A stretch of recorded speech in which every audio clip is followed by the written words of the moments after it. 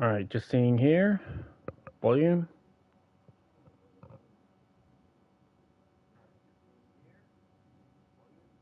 You'll do. Alright. Hello, welcome. We're back with Genshin Impact 5.0 story update. We are here with Act 2. That can go down one notch. Can it? Make it 2. 5.0 update. We're here with Act 2. And, yeah, we're just gonna kind of get into it. So, what am I doing? Oh, I'm just gonna straight out wait 2 days. Okay.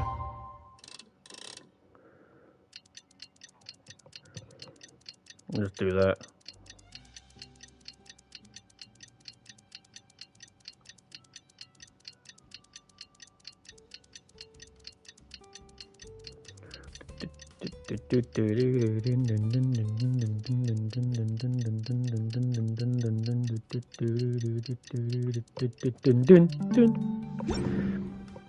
Two days.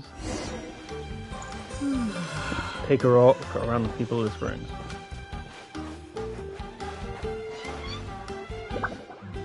Paimon feels like a whole new Paimon after those 2 days in the hot springs. The Abyss kinda threw a wrench in our relaxation, though. Just a bit. Still, spending time here really has felt like a vacation. The Kaholosaurs are so nice and so fun to play with. Their bellies are super bouncy. Oh, and Atea's snacks were so delicious. She gave Paimon some for the road just this morning, actually. Yelling at some kids who got caught throwing stones in the hot springs, so not much has changed since we first met her. Hey, you guys. Sleep well last night? Yep, this area is so nice. Glad you like it. I was thinking of taking you guys out to do some sea fishing. Later tonight, we can eat whatever we catch. Fresh fish is absolutely delicious right off the grill. Hey, Mualani! Yeah? What do you need? The team sent out to fight in the Night Warden Wars has returned. And Kachina? Is she back as well?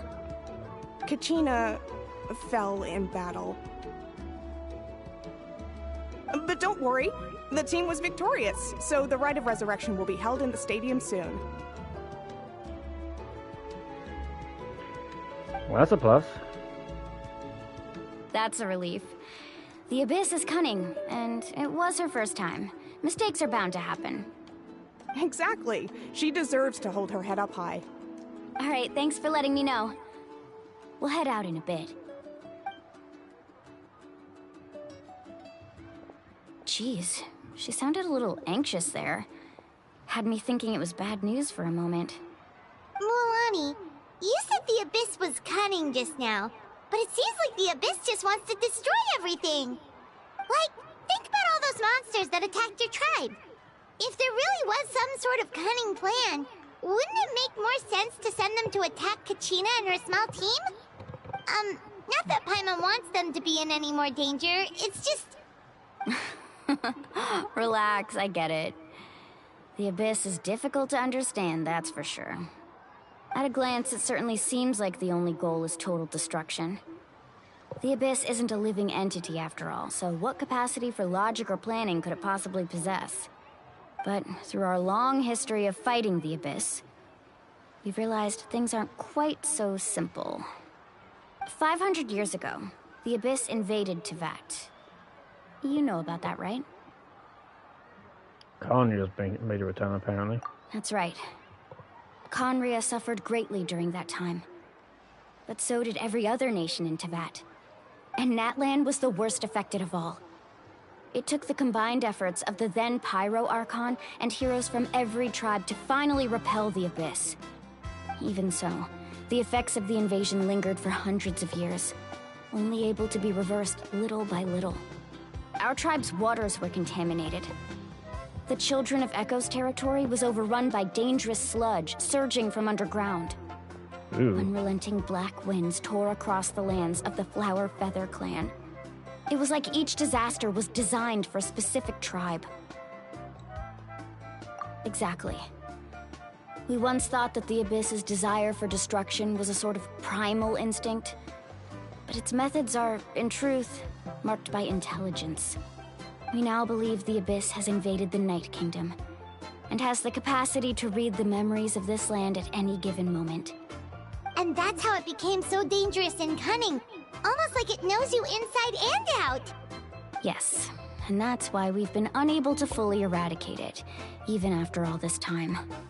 Luckily, the problems left behind by the Abyss have been successfully addressed by the various pyro archons we've had over the years. Now every tribe is prospering and things are looking up. I mean, just look at what we managed to do a few days ago. We totally fought them off. I've seen how much effort it takes to truly eradicate the Abyss. People now live in its shadow every day, and that's how long it would take. You must have had to end. sacrifice a lot to get to this point. Every battle, every sacrifice is in pursuit of a future where we get to stop fighting. Responsibility, duty, unavoidable burden. Everyone in Natlan views the war differently. But I believe we will be rid of the Abyss one day. And the efforts of all who fought against them will become a story for the ages. To think that my name could survive in ballads passed down to future generations, it's kind of romantic. Everyone has something that drives them forward, you know?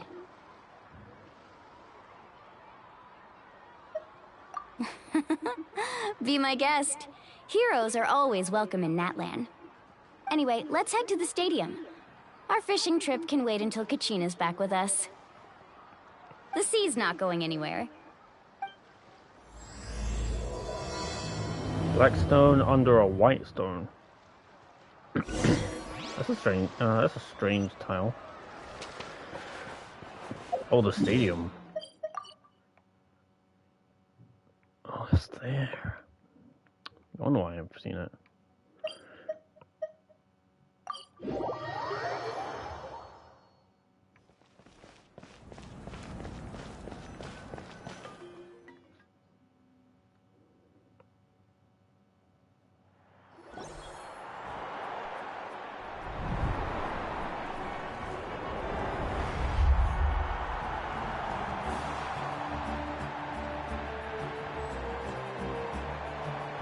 Door Whoa, this resurrection. place is packed already. I want to see Kachina.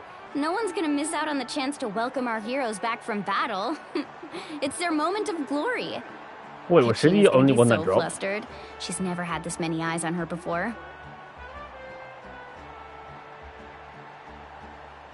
Was she the only one that fell? Yeah, she doesn't seem like the kind of person who likes being the center of attention.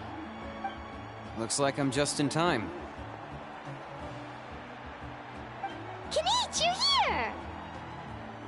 Yeah, a commission ran longer than expected, but I made it. I heard about the incident with your tribe, Mualani. Is everyone all right? Yeah, it's all taken care of. Our new friend here's got some tricks up his sleeve, by the way. He's just as strong as Kachina made him out to be. Hey, look! Is it about to start? That's right. Someone will come out and recite a eulogy, and then we'll sing the Ode of Resurrection together. Come on, let's find a spot with a good view. When the singing starts, just follow my lead and you'll be fine. Let's go somewhere higher up so Kachina can spot us.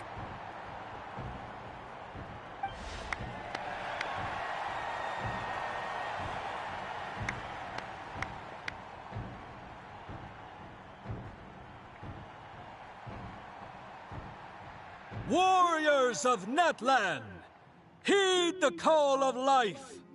We are the inheritors of memory and legend. Those who grew alongside sun and wind. Those who forged our own destiny and future. That is Natlan's fire, the lifeblood of our nation.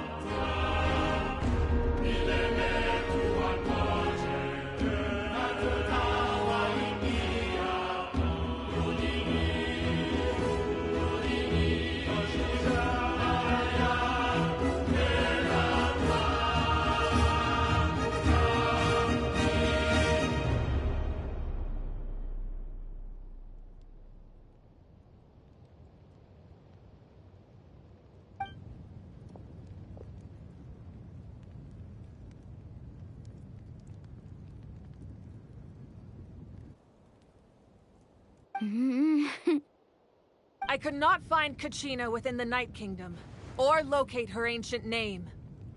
What? What does that even mean? Usually once the ode is complete, the Pyro Archon and resurrected person will emerge from the flames. But something went wrong. What's going on? This has never happened before. Maybe she didn't actually Well, die. I think it's pretty obvious. Clearly, the team sent to fight the Abyss didn't win after all. Think about it. The Ode rekindles all victors. We witnessed it countless times. Since the Archon couldn't find Kachina in the Night Kingdom, that must mean there's more to this victory than meets the eye. Hey! You just haven't gotten over the fact that Kachina beat you at the pilgrimage! Pathetic. The both of you. Your wild guesses are misplaced. We completed our mission. Maybe you did, but who's to say whether that little girl even contributed at all? Maybe she got scared and ran off. Why would the YUB recognize someone like her, even if she was on the winning team? How dare you insult a hero of Natlan like that? Kachina sacrificed herself to repel the Abyss. She doesn't deserve to be subjected to your vile rumors when she's not even here to defend herself. Calm down, Mualani. There's no point arguing with the likes of them. I can't just sit here and let them slander her like that. To insult a hero of Natlan, the person actually has to be a hero. You... Think about it, everyone. Who do you think is really at fault here? A girl who never should have even gone to war? Or the great Pyro Archon? Why would the rules of our nation suddenly stop working? That's true. If she wasn't revived, it must mean she failed to achieve victory. Maybe the YUB interpret victory in different ways? I mean, that girl didn't look all that strong to me. And yet she beat Mualani.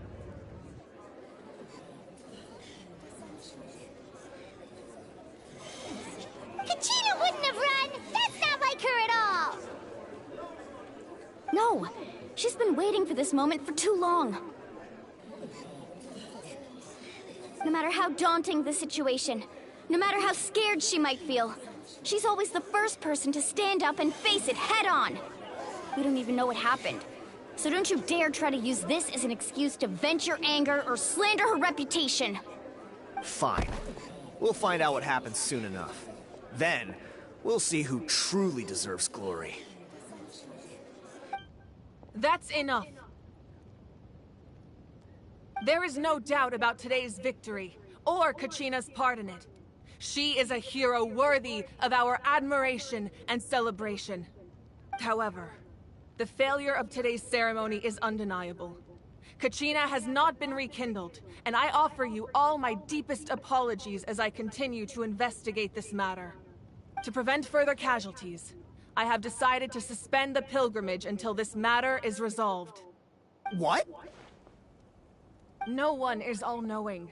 No one is infallible, not even myself. But doubt is a means by which we seek the truth, not a weapon we wield against others. I didn't mean it that way, Archon. I just...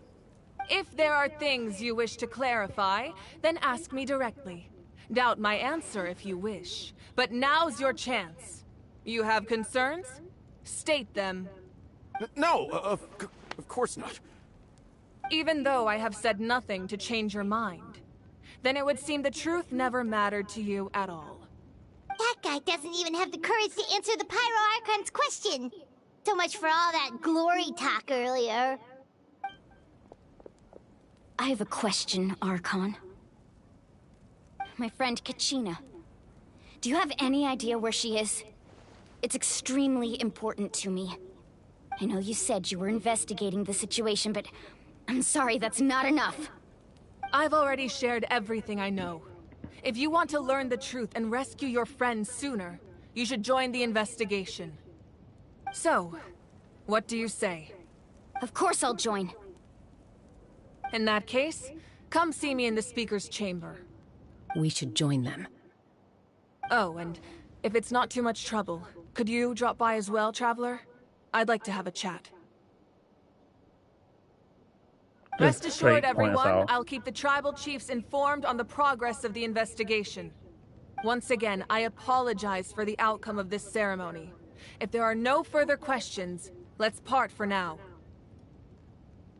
Did she just ask us to come along? I believe she did. Let's go. I'd like to know what's going on myself.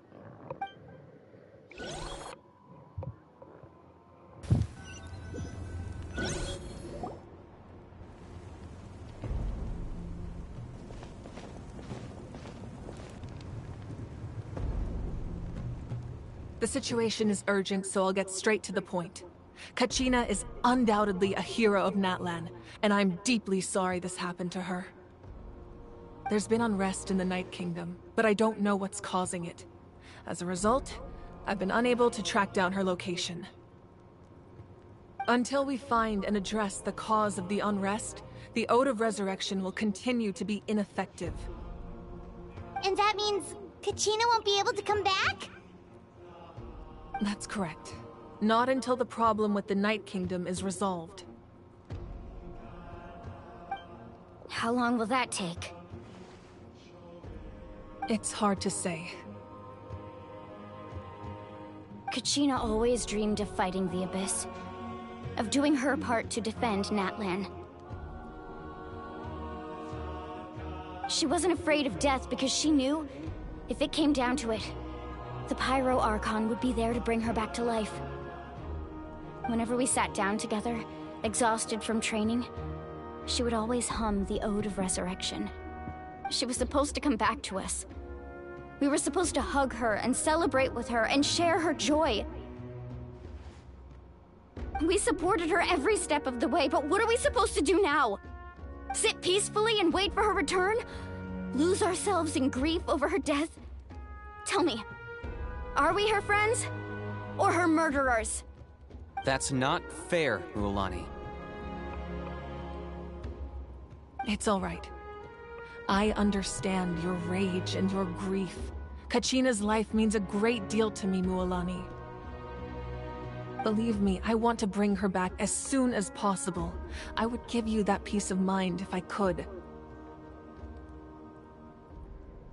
But please, hear what I have to say so I can at least give you a broader picture of the issue we are now facing.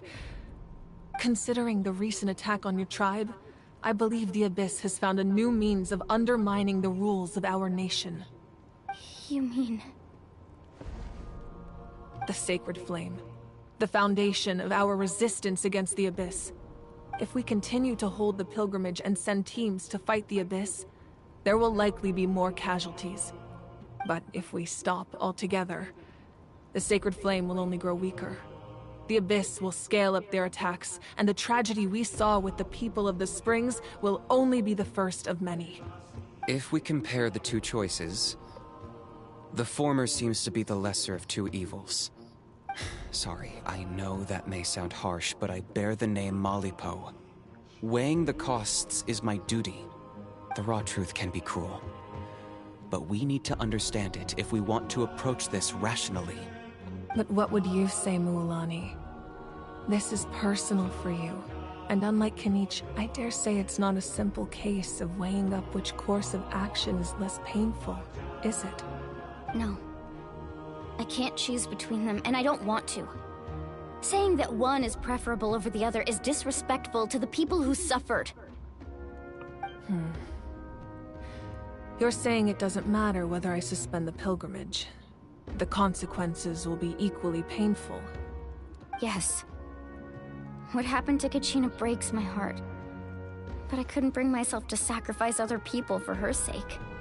And that is the crux of the problem. It's not simply a matter of choosing the lesser of two evils. Either way, there will be people who suffer.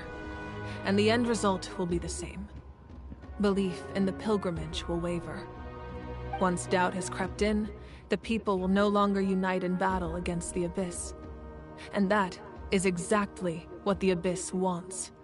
Their ultimate goal isn't to break the rules that make the Ode of Resurrection work. It's to destroy the people's faith in them. To prevent what happened to Kachina from happening to anyone else, we need to suspend the pilgrimage. So that is my current plan. And in the meantime, I've made efforts to strengthen each tribe's defenses. Then, we have to find another way of strengthening the sacred flame to keep the Abyss at bay. This won't be easy. I'll need time to figure out the best approach. I understand your anger, Mualani, but I hope that provided some clarity, at least. Wow. Paimon thought things were gonna get heated for a second, but the Pyro Archon took the time to explain everything so patiently. I owe you an apology, Archon. I let myself get carried away earlier, and I'm sorry. You're right. We need to focus on finding solutions. We could always hold the pilgrimage without sending a team to fight in the Night Warden Wars. That way, we would still be able to fuel the sacred flame. I've considered that, but the two events have nearly always been linked.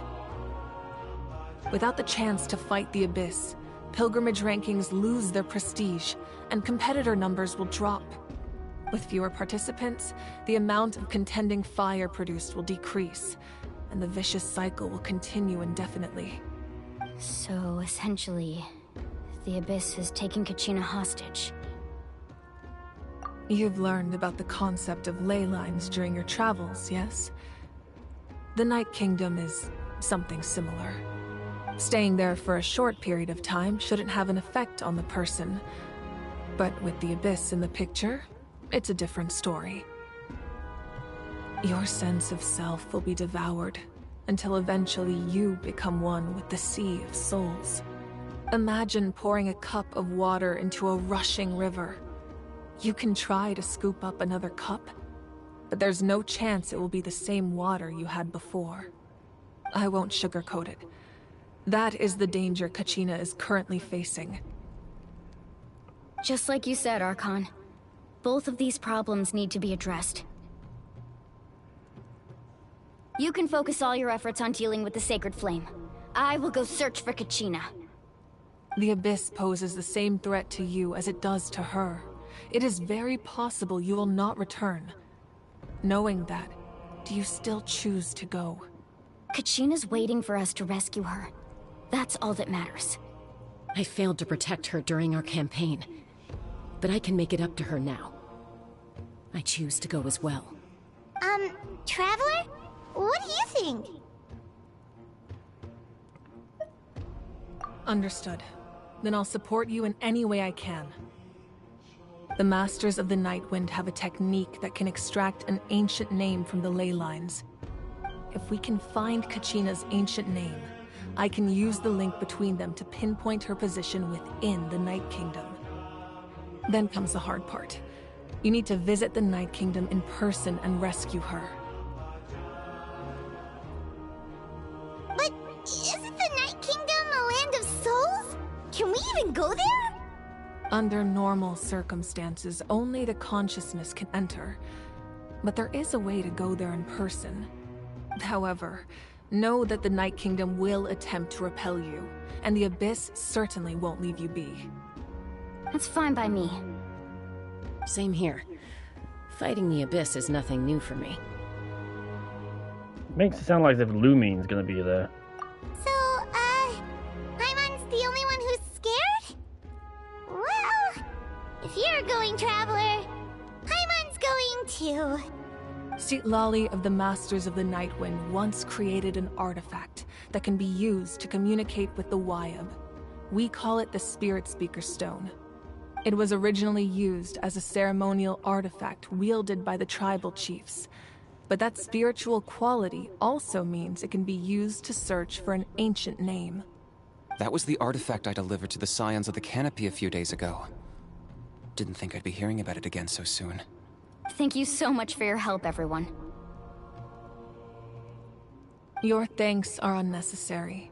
I will offer you whatever aid I can, but your fellowship and courage are what will truly decide the success of this operation. Besides, you're the ones helping me. I can only focus on one thing at a time, after all. Traveler, I certainly didn't expect our first conversation to be so serious. I've heard all about your accomplishments. Ever since you arrived, I've been hoping to meet you and offer you Natlan's highest level of hospitality. Why? Why? Is that not what happened in the other nations you visited? No. Absolutely not. If anything, I think the best one was actually our first nation?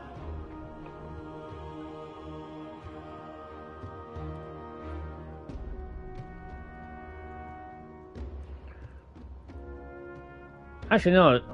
Mondstadt and Liyue were... Mondstadt was probably the most inviting. Liyue wasn't as bad. Liyue's was subtle. But theirs also was kind of quick to jump into it. Inazuma's start... Yikes. Imagine that, like, the start of the first time you meet the Archons wanting to slice your fucking head off. Yeah, that's huge yikes. In terms of Sumeru, we had to go through quite a lot for us to actually meet the Archon properly. So that one was a huge traversal. In terms of Fontaine, we ended up meeting her straight away, and obviously we had the wrong intentions, or at least a negative outlook straight away. It could have been a sense of where we saw her as like life's being a bit of a joke. There's this great prophecy that was meant to happen, and she was watching everything happen. And then we come to Natlan, and we kind of have this, which is meant to feel like a fresh start. But realistically, yeah. Things were pretty complicated at the start. And, in the middle. But our reputation's solid nowadays. That's more like it. After all, I've heard you're someone who transcends fate. Perhaps even more than you can imagine. But we can talk about that some other time. Ideally, this would be the perfect night for a drink and some musical ambiance. But there are important things to be done. Oh, I almost forgot. Atea was wounded in the fight against the Abyss. She wanted us to give this to you. It embodies fond memories and my strength of will. That's what she asked us to tell you. She said you'd know what that means. I keep looking at the symbols. I didn't think this day would come so soon. The flames of her life force. I can feel them flowing within the talisman. If things were different, the two of us could have enjoyed the hot springs together while she gave this to me in person. We're supposed to be hot spring buddies after all. But don't worry. This talisman means a great deal to me. I'll take good care of it, and once this is all over, I'll pay Atea a visit.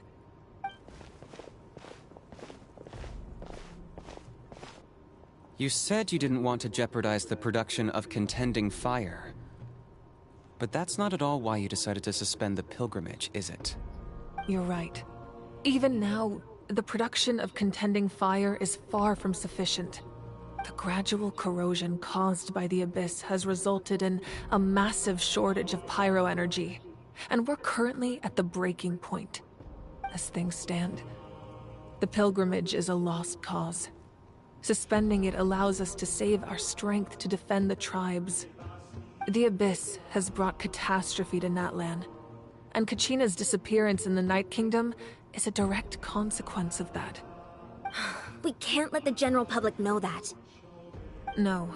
If the public learned that Natlan's destruction was close at hand, there would be immense panic. But if I said nothing at all, they would have continued to question the integrity of Natlan's heroes. Another simple choice. The latter was clearly the better solution. But you chose otherwise. I have never subscribed to the belief that the right choice is the one with the fewest sacrifices. Let's go. There's still a way for the sacred flame to last a little longer. You mean? Yes. Come with me. I'm guessing those two must have had the closest connection to her then. The sacred flame must never go out. Not only does it strike fear in the Abyss, but it's also the pillar of Natlan's stability.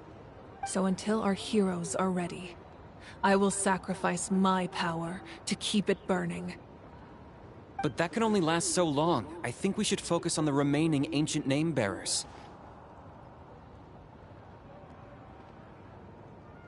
Don't let desperation cloud your judgment. Those chosen by the Wayab have already embarked on their destined path. It is for them to decide how that journey ends, not us. All we can do is support them. Even so, for you to make this sacrifice, it's not right. If not me, then who? No other is capable of sustaining the sacred flame. I possess great strength, but I'm not above my people. This is part of my duty.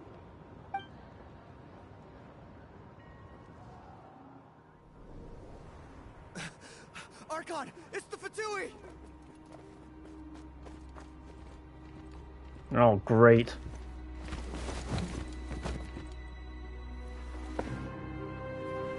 The Archon of Natlan. A force to be reckoned with. The secret of the ley lines is no secret to me. Long have they been destined for ruin.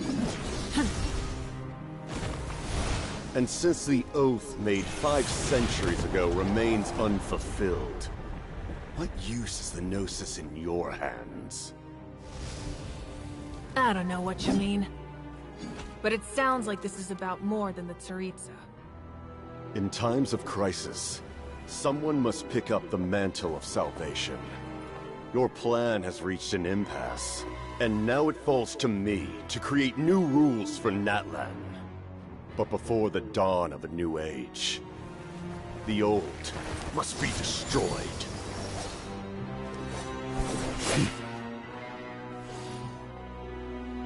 I assume that's the end of your speech? Good. People like us? Let our blades do the talking!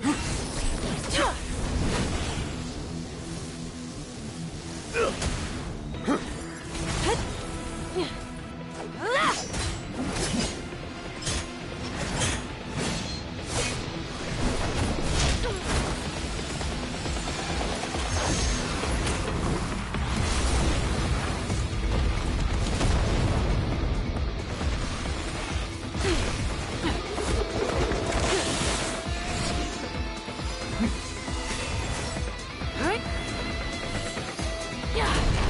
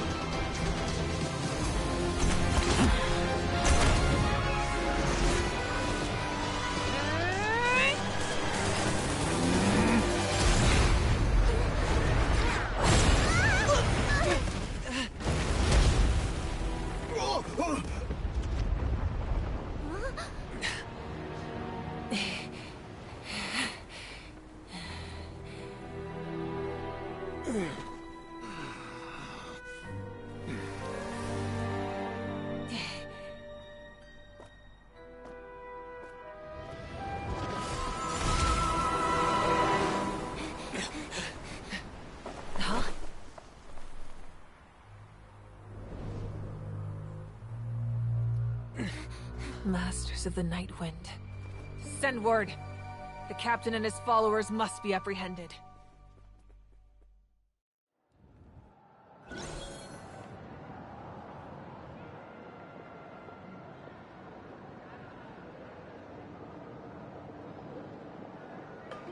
Are you alright, Archon? He was a formidable opponent. Exactly what I would expect from the first of the Fatui Harbingers. I never imagined someone could match you in combat. If the Tsaritsa sent him here, why would he bring up what happened 5 centuries ago? Yeah. And how much does he know about Natlan? The Harbingers are all driven by their own personal goals. The only purpose that unites them is collecting the Gnosis. But I'm sure the captain has his own reasons for being here as well. Whatever his motive, we should shift our focus to the Fatui. If they attack again, and we're not prepared, we're done for. No, we're running out of time. The wound I inflicted should hold him back and weaken him for the time being. Besides, I'm sure you noticed, the power that came to his rescue just now came from the Masters of the Night Wind. In other words, there are traitors among us. Not necessarily. This could prove to be a very valuable turn of events. When we exchanged final blows, I sensed an unusual presence within him. I'll need to investigate further. Kinich, go to the Masters of the Night Wind and look into who could have aided the captain. Speak to Citlali. She should know.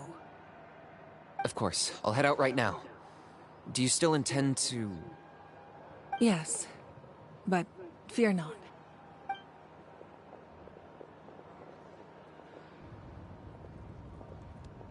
Natlan's strength has never rested solely in its archon.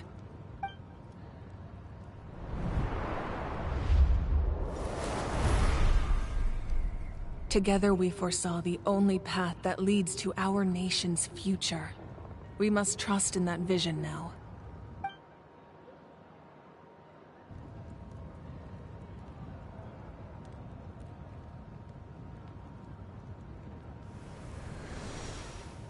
Is everything okay, Archon?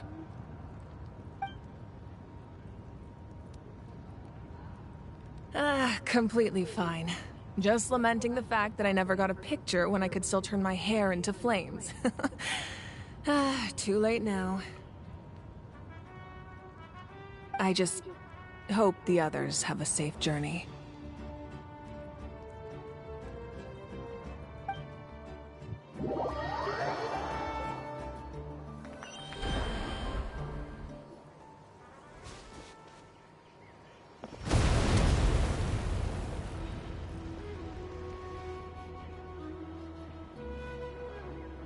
What's happening at the stadium? Did something explode? And that was when the fight was Feels like happening. the Archon unleashed her power. She must be fighting a formidable opponent. Should we go back and check what's going on? Okay, where did those suddenly show up? Have faith in the Archon.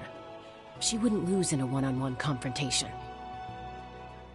Once we find Kachina's ancient name, we'll head right back.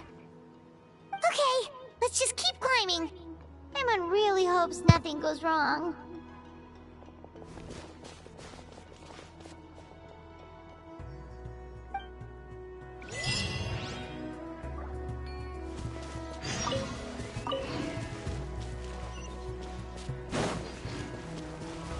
To reclaim an ancient name.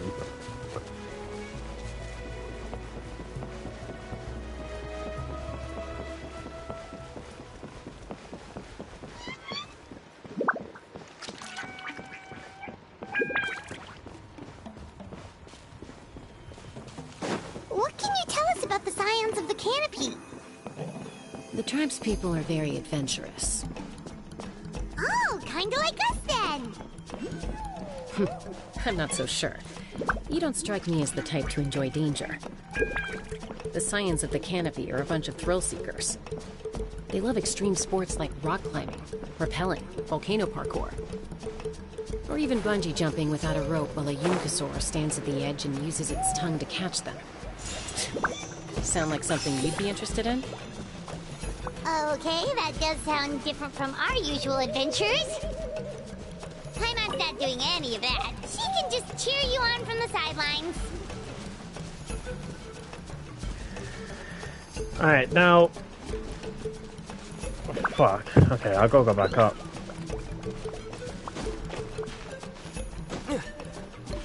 Go up. Go up. There's a resting spot here that I can make use of. There we go.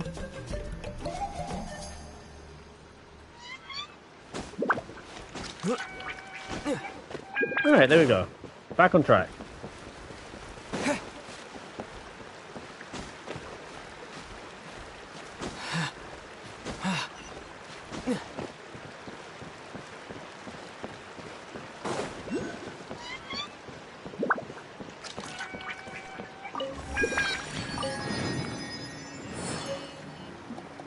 A green-edged paper slip.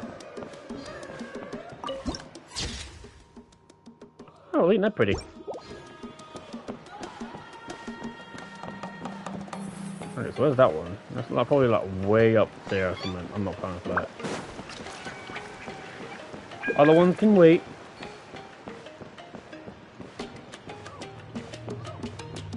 Other That's ones can wait. the tribal chief. Let's head over to him.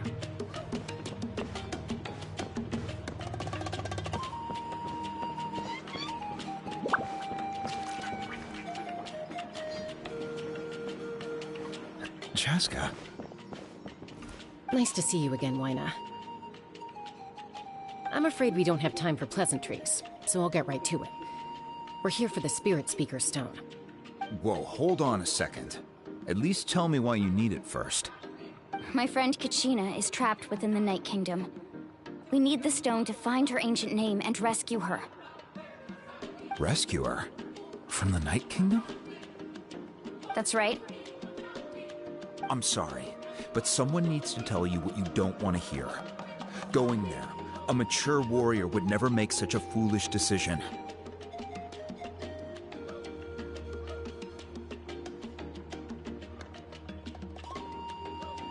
The nature of battle is unpredictable. You never know how it's going to end. Losing a friend is tragic, but when that happens, the best thing you can do is focus on how to prevent further casualties. I appreciate what you're trying to say, Chief Wyna. But if the price of maturity is abandoning a friend in need, I'll choose foolishness any day. If Kachina's still holding on, then so will I. I thought you might say that. Is something wrong, Wyna? This doesn't seem like you. Life isn't complete without taking risks. That's always been your mantra.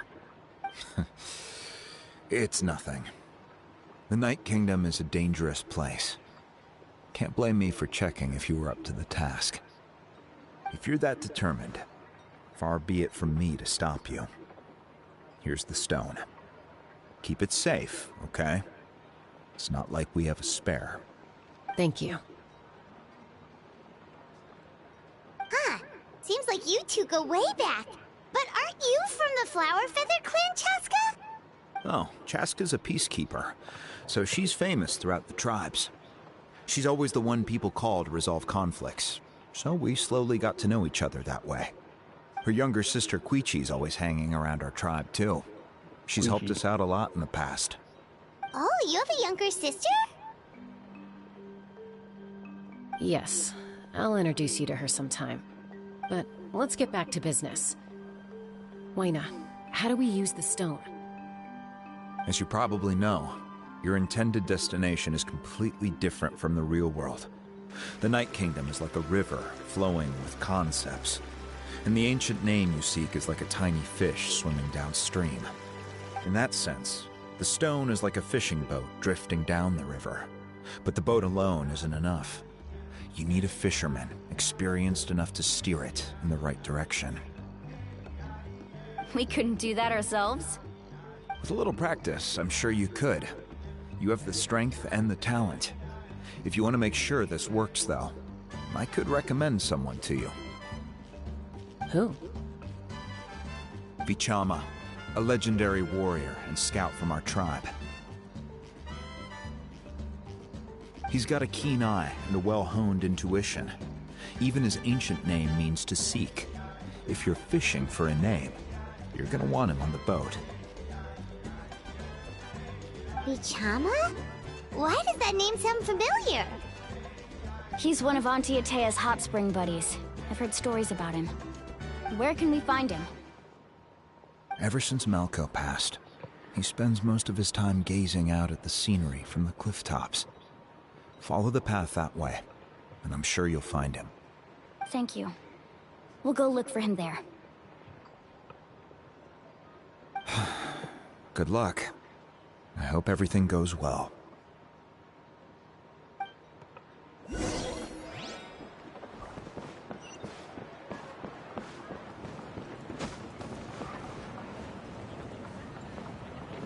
Oh, so you're the reputation for this clan. Okay.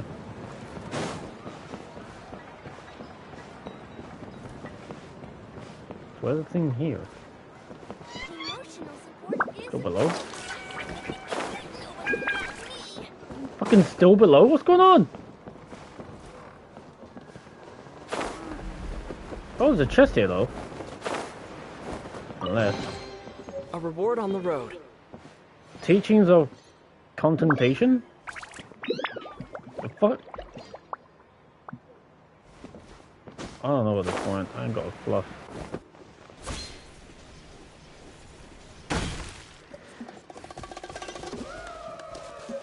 Oh, I've got to go back up there. Tits. Right. Back here.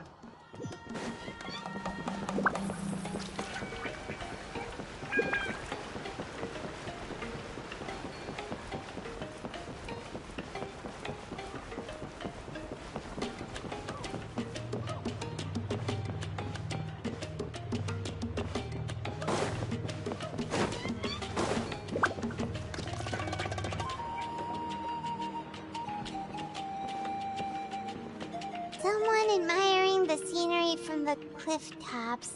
Ah, that must be him!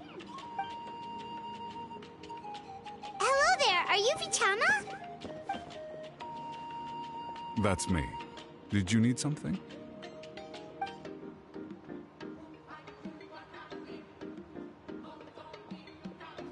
What? You're saying you can bring someone back from the Night Kingdom? How is that even possible? No, if you really think about it, anything's possible in that kind of place. But that would mean... Are you okay? You don't look so good. Everything's fine. I'll help you, but I do have a small request. After I help you find Kachina's ancient name, I want to use the stone to look for my friends as well. Your friend? Oh, why not mention someone named Malco? Is that who you're talking about? Yes, but I'd rather not get into it if it's all the same to you. That's not a problem. We agree to your request. Yeah. Since you're helping us find Kachina's ancient name, it's only right that we return the favor. Then we're agreed. Can I have a look at the stone?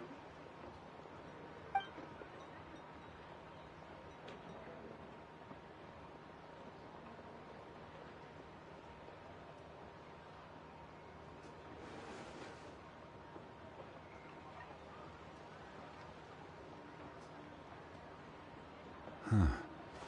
I see. From what I can tell, it functions almost like an abyssal pylon. Both connect the Night Kingdom to the living world.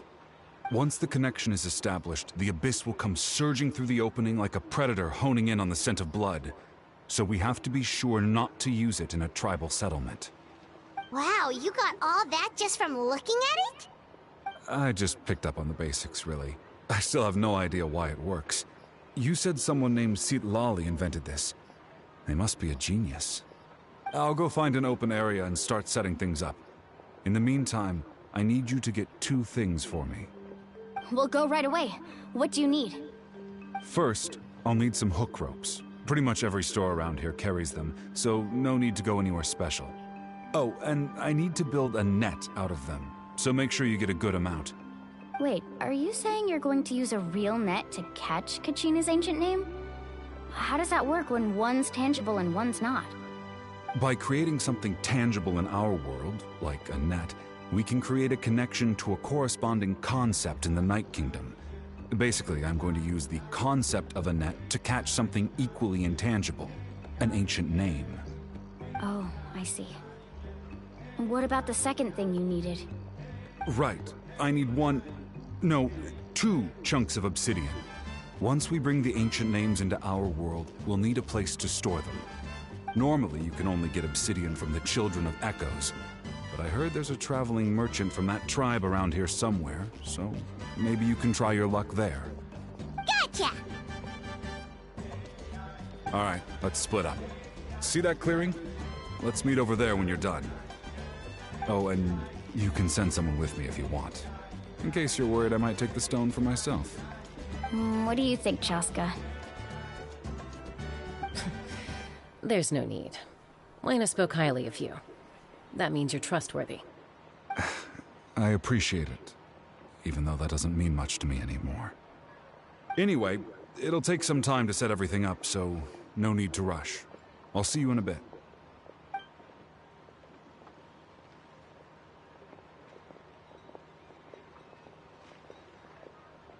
What an odd guy. He seems so defeated, but also really invested in the stone at the same time. I don't have any more insight than you, Paimon. Let's just focus on the preparations for now. Hang on, Kachina. We're coming for you.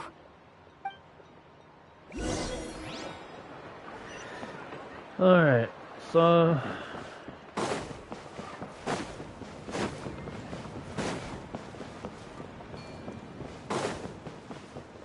Whee! Hello. Hello. Do you have any hook ropes for sale? Hook ropes? As in rock climbing equipment? Yes. How much for your whole stock? Oh, the whole thing? Let me see. That would be 30,000 mora in total. Deal? Deal. Wait, really? What, you want me to drive down the price? We just need these as fast as possible. Thanks. Oh, no problem at all. I'll even pass along some information on the house. These ropes are usually used by rock climbing enthusiasts. If you want to learn, Roka's the person you want to ask. All right, that's everything. Here you go. Now we need the obsidian. Let's go talk to the traveling merchant Vichama mentioned.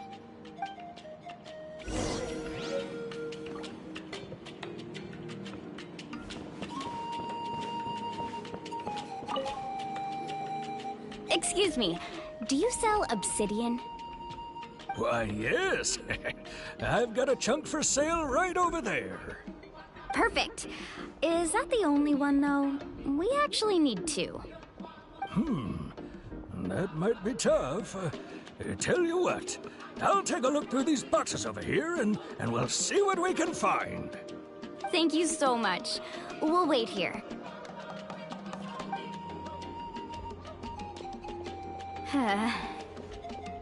Relax. Everything's going according to plan. I know, it's just... I could tell Vichama feels the same way about his friend that I do about Kachina. I hope this chunk of obsidian isn't the only one. Kachina always carries all sorts of shiny stones with her. If I was the one trapped in the Night Kingdom, she'd have a whole pile of obsidian ready in a heartbeat. Well, would you look at that? I did bring an extra. Here you go, young lady. How does it look? Perfect! Thank you. How much do I owe you? If you hadn't shown up, these stones would have just sat here collecting dust. I'll take 3,000 mora for both. Here you go. By the way, I heard you mention Vichama just now. You running an errand for him, then? How's he doing? Malco's been gone for 5 years now. It's about time he started to move forward. Do you know what happened between them? I heard about it in passing while I was out drinking one night, but I don't know all the details. Vichama and Malco grew up together. and even made a name for themselves together. Malko was an amazing fighter, capable of knocking out multiple opponents in a single hit, while Vichama excelled at scouting and analyzing the battlefield. The two made an excellent team, and managed to beat back the Abyss several times. 5 years ago, they both emerged triumphant in the pilgrimage, and were placed on the same team to fight the Abyss. But on the eve of battle, the Abyss launched an attack on their tribe, and Vichama suffered an injury to his leg while attempting to rescue someone. Then what happened? The team agreed that he couldn't fight the Abyss in his condition. Vichama didn't argue. He knew going to the front lines with an injured leg would make him a burden in battle. So they raised the issue with the Pyro Archon, and she agreed to let him stay behind. It's just... Malko and the others ended up facing hordes of abyssal monsters in numbers that far exceeded anyone's expectations. The team made an error in judgment, and they fell to the onslaught. Vichama went into a deep depression after that. He blames himself for everything. Oh, you're not wrong. But it's possible he chooses to blame himself. Not because he did something wrong, but because he wasn't able to do anything at all. I've tried convincing him to move forward, to stop dwelling on the past. But the shadow of Malko's death hangs over him still. The Abyss has caused so much suffering, and some wounds never heal. I wish there was something he could do to make himself feel better. But... anyway, that's the gist of it. Maybe you could help him talk things through sometime. I would really appreciate it.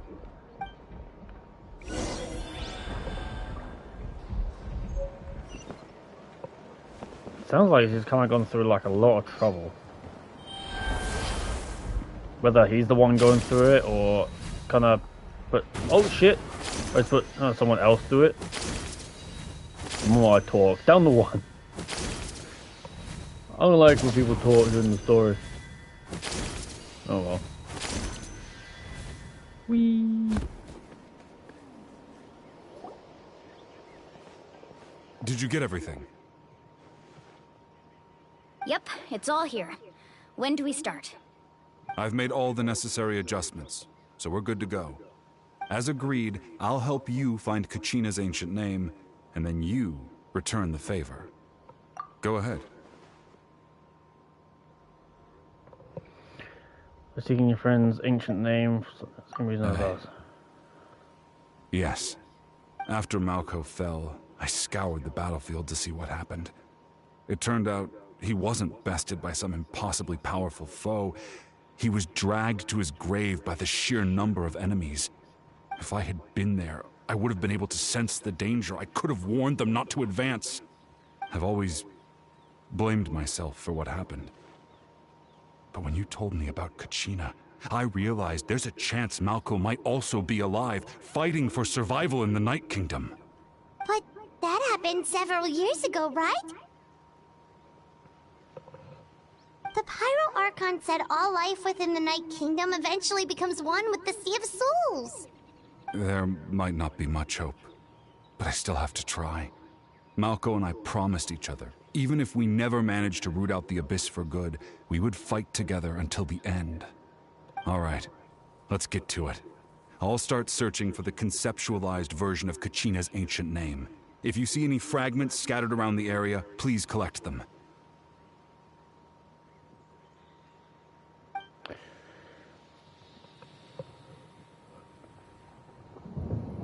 Make sure you prepare yourselves for battle.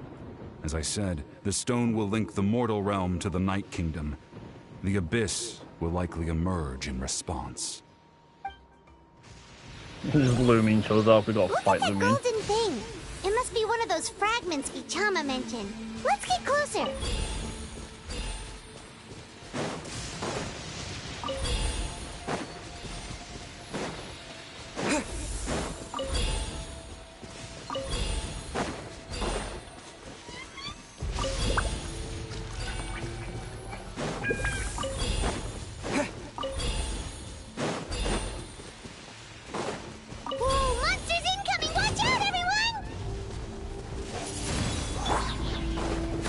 little thing called I got this. Watch out! Go! Ready, steady, go! Attack! Coming at ya! Hey, coming at ya!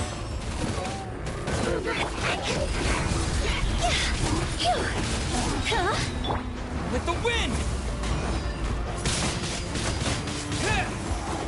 Let's dance. Hey there!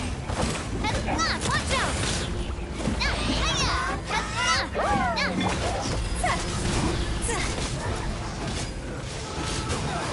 Go! Watch out! Coming at ya! Fire! Well, with props. How much longer, Vichama? Not long. We're getting close.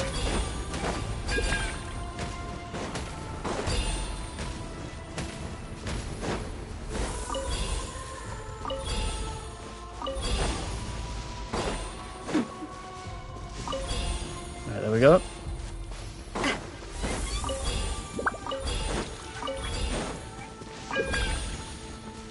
I got it.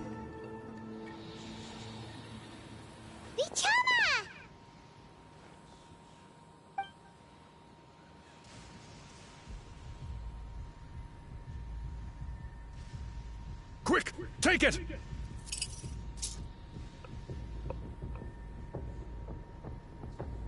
I found Kachina's ancient name. Hang in there, Malko. Just a little longer. Something's not right. The power of the Abyss is getting stronger. The Abyss is corroding his body. Vichama, you can't keep going. You'll die. I should have died 5 years ago. I just need a little more time. Please, I'm almost there. Thank you. Alright.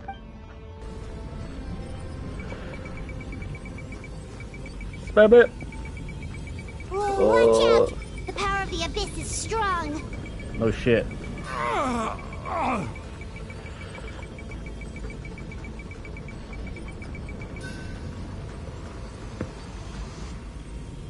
This power.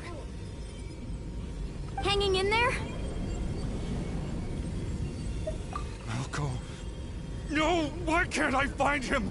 Why? We can't wait any longer. Pull him away from the stone, Mualani. I already tried, but the power of the Abyss has him in a chokehold.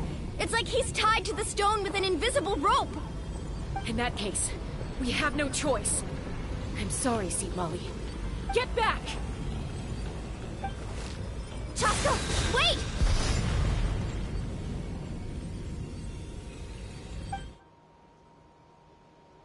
Ouch!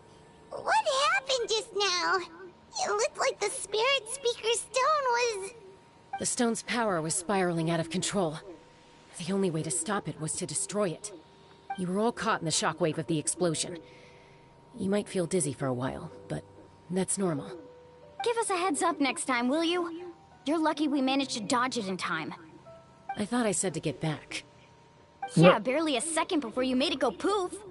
Not everyone has your reflexes, Chaska. We were this close to getting dragged into the explosion. Okay. I'll be more careful next time.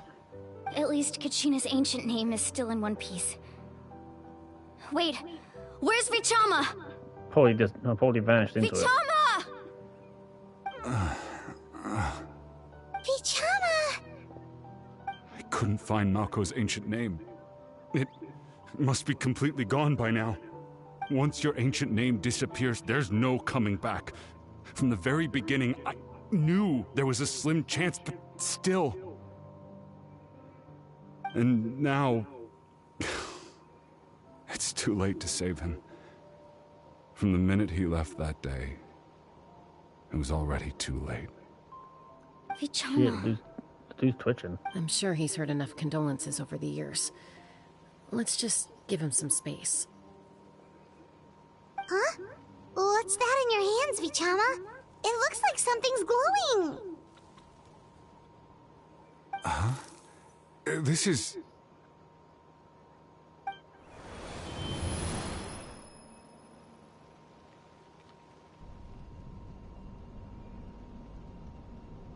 Hey, Malco. Got any strength left? Not enough to swing a sword, but to say a few last words? Sure. Too bad. No one will get to hear them. I never thought I'd actually die on this mission. Not that I'm afraid to die. It's just... hard. Thinking about my mom's face when she hears the news. Guess I have something to be thankful for then. My parents died a long time ago. They won't have to mourn me.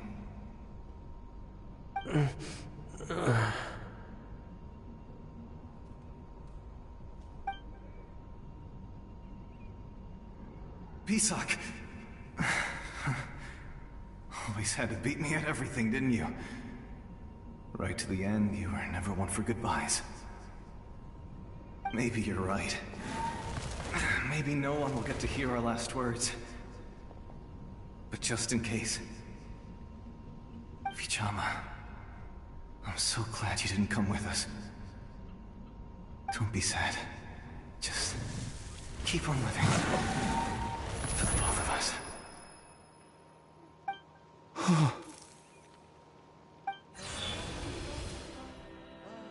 Was that a memory? Seems like we were able to salvage something after all. Oh, those are never good. Those are never kind. Of course. Seeing him, hearing his voice again, it makes me unbelievably happy. But it also brings with it an even deeper pain. A deeper pain? Why? Malco was always the type to put on a brave face.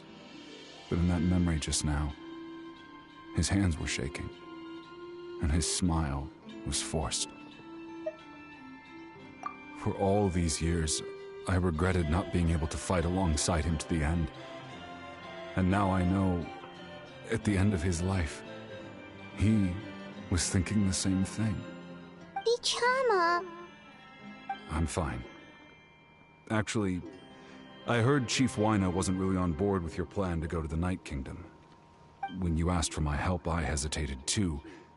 I knew helping you find your friend's ancient name meant leading you one step closer to danger. But I also understood why you had to try. Everyone has regrets in life, but not everyone gets the chance to make up for them. Once allowed to fester, guilt strips us of our most valuable qualities as warriors. In that sense, we might as well choose the braver path from the very beginning. If I could do it all over again, I would have followed Malco to the front lines no matter what. Even with an injured leg, there were still things I could have done. That way, even if the outcome stayed the same, I still would have fought alongside him to the end. There are critical junctures in life, and if you don't seize the chance to act, there's no going back.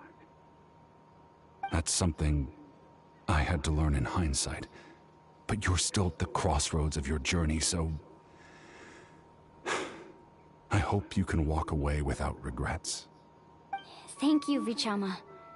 I feel even more determined now. Kachina will come back to us. I'll make sure of it. I promised I would find her, and I intend to keep that promise. That's good to hear. Strange. My body, it's...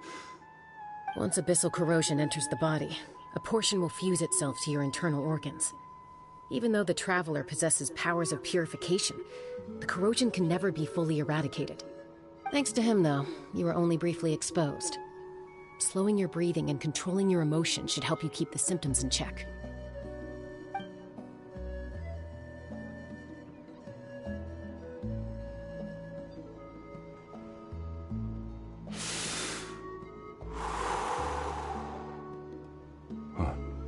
That does make me feel better. You seem very knowledgeable about all this. Just speaking from experience, that's all. Anyway, we've recovered Kachina's ancient name, so we're off to a great start. Let's get Vichama back to his tribe and tell Wina the good news. Oh, and apologize for destroying the Spirit Speaker Stone.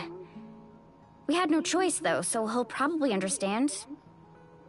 Right?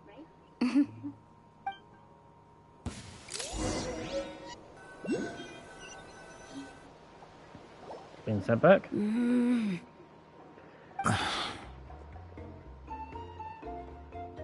Koichi, are you really gonna just stand there like that? I don't know what you want from me.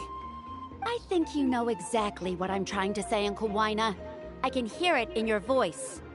Honestly, it's just one thing after another with you two. They're back. Koichi? What are you doing here? Don't play dumb with your own sister. You know exactly why I'm here. My apologies, everyone. I just need to borrow Chaska for a few minutes. You come with me. She's not happy. I'll be just a moment. Who is that? Koichi, Chaska's younger sister. Although the two aren't actually related by blood, it's kind of a long story. It's not really my story to tell, but I guess it's not a secret. You see, Chaska was actually raised by cuckoo sores. She was afflicted with a rare disease when she was a child, and abandoned in the wild as a result. The Abyss found her out there, all on her own, and tried to devour her. But in the end, all that did was trigger her will to live. That strength of will pushed her to survive. But it also planted a seed of conflict within her. Eventually, she was adopted by the cuckoo sores. Wherever they went, she followed, getting into fights right and left. For some reason, Paimon can totally imagine that. Well, Razor? When Chaska finally returned to human society, it was Koichi's parents who adopted her. At the time, Chaska still had a habit of getting into fights, so Koichi was always taking her around, apologizing to everyone. Ah, I remember those days. One of those fights was definitely with me. But, you know, kids. You're fighting one minute and your friend's the next. Eventually, she found a way to rein in that desire to fight. And now she's who people call to resolve conflicts. She's known as the Peacemaker. It sounds like she still argues with Koichi, though. Don't siblings usually stop fighting when they get older? That's partly my fault. Koichi asked me to stop Chaska from doing anything dangerous, but you probably know by now, once Chaska makes up her mind, there's no changing it. Oh, I get it. No wonder you tried to talk us out of going to the Night Kingdom. Chaska even said that wasn't like you. I'm all for your adventure. You need to take risks when you're young, because by the time you're my age, you couldn't attempt something like that even if you wanted to. Better try now than live with regrets later. That's what I say. Still, I can understand where Koichi's coming from. In the end, nobody wants to sit back and let a loved one put their life on the line.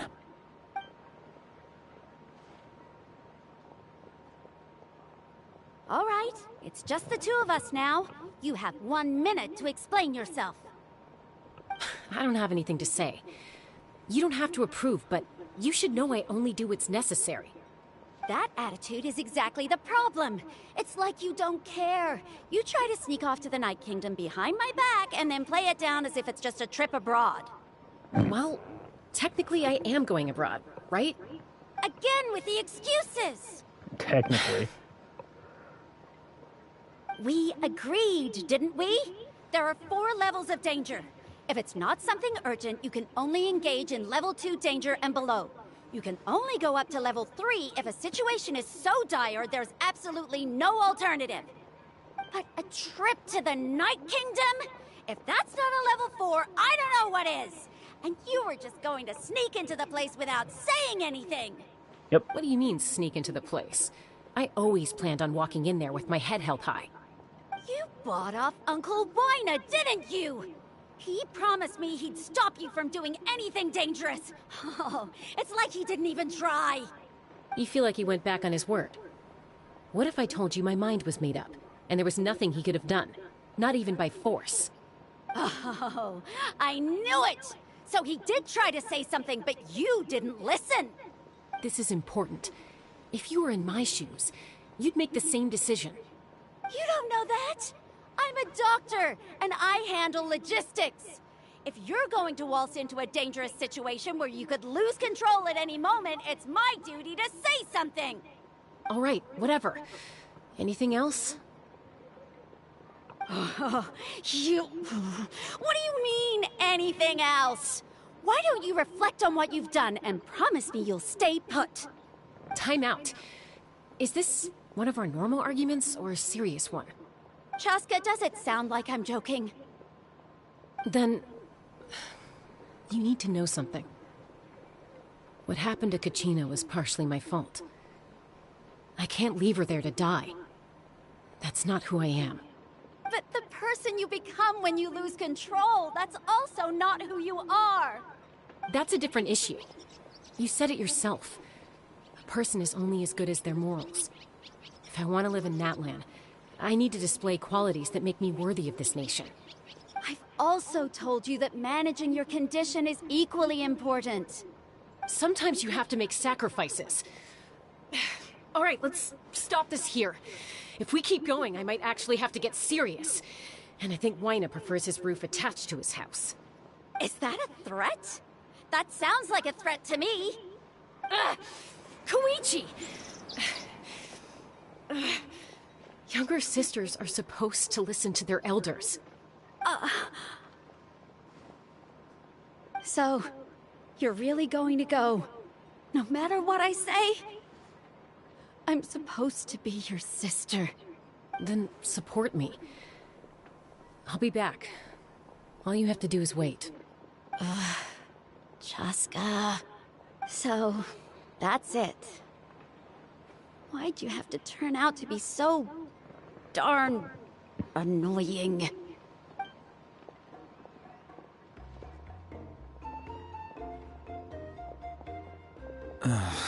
You two are something else.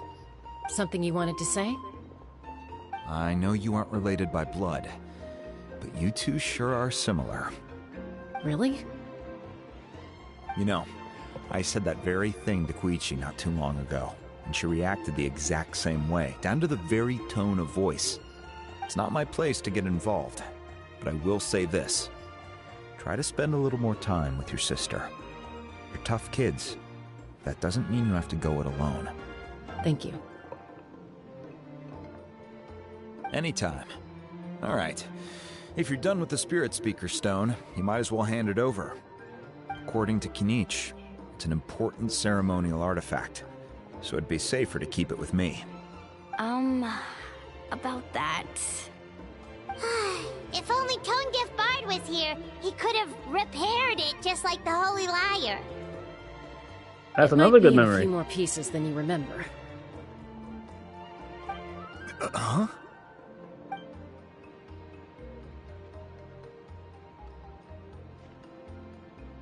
I see.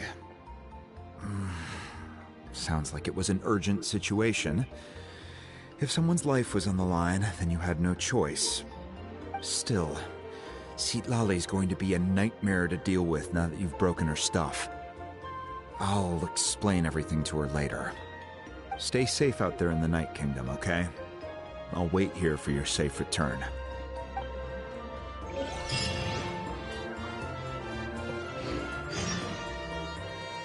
Echoes of Life. Bring Katina back.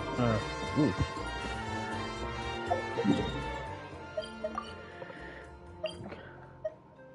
We are going the distance.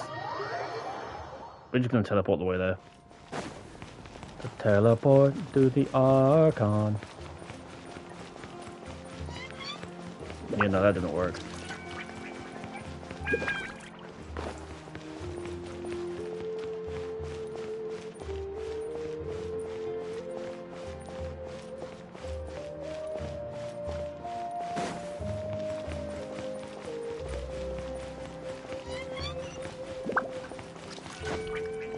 Fine.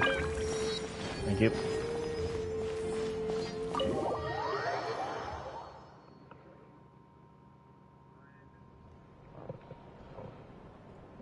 Might save any summons I have left for the archon. We're back! We found Kachina's ancient name, too! Well, it's fairly complicated. Let me give you the condensed version. The Fatui again? We can't go anywhere without them causing trouble. But what if the Fatui finds out you've lost your power? Won't they try to take advantage of the situation? That's why it has to be our little secret. No one else can know, or we're asking for trouble. Look, I wish I could offer you some sort of consolation, but I won't lie to you. With multiple factions closing in, there's nothing comforting about the situation we're facing. Still, all you need to do is focus on your goal. You can leave the complicated matters to me. I can also step in on the Pyro Archon's behalf. There's a limit to what I can accomplish, but I'll help you however I can. There's no need to be so modest, Yan-san. Your incredible strength has long been a well-known fact. You're the pride of your tribe. Archon, I'm sorry about before. You have so much on your plate, so much that you have to worry about. But all I could do was focus on my own feelings. You have nothing to be sorry about. We all get overwhelmed by our emotions, myself included. Your reaction to Kachina's disappearance, I understand that feeling very well. Well, now that we have Kachina's ancient name, let's go track her down. Follow me.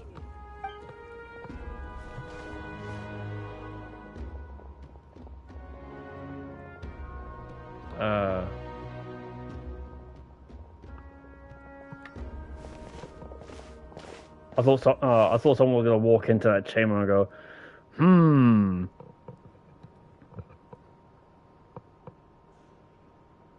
What is this place? Hey, isn't that Atea's talisman? Good eye. This is where I store all the various mementos I've collected. Whoa. I've never seen this place before. There's so many things in here. It looks like there are items from every tribe. Collecting them must have taken a lot of effort. I suppose you could think of it as a hobby of sorts. In Natlan, everyone grows up listening to the stories of heroes, and physical items do a far better job of preserving those stories than our own memory. Now, I still have some preparations to make for the ceremony, so feel free to take a look around in the meantime. If you're curious about an item, I'm more than willing to tell you about its origins. Alright, we'll have a look. she's a lot more chilled than I expected. This flower looks like it's thriving. You must be good at taking care of plants, Archon.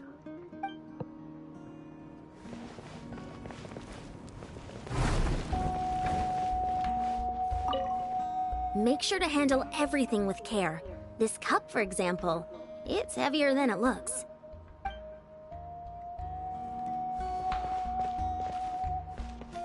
This fishing basket looks familiar.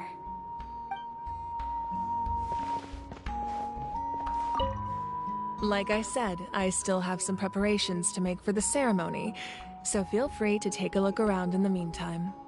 If you're curious about an item, I am more than willing to tell you about its origins.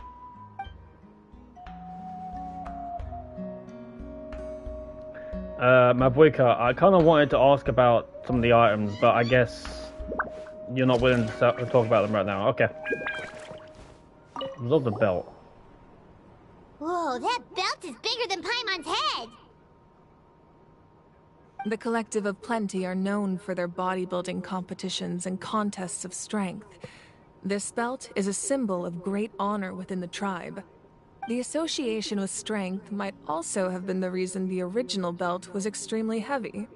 It was difficult for even two people to lift. And even if a warrior had the strength to put it on, wearing it for any length of time would still leave them gasping for breath. Sounds like it. So the owner of the original belt, Kitera, commissioned a craftsman to make a copy identical in appearance but far lighter in weight. That is the belt you see before you. He would often wear this version when training in order to protect his waist. Or he made a lighter version so he could wear it all the time and show it off. Okay, so we do get a bit of a history lesson. I'm not done observing things.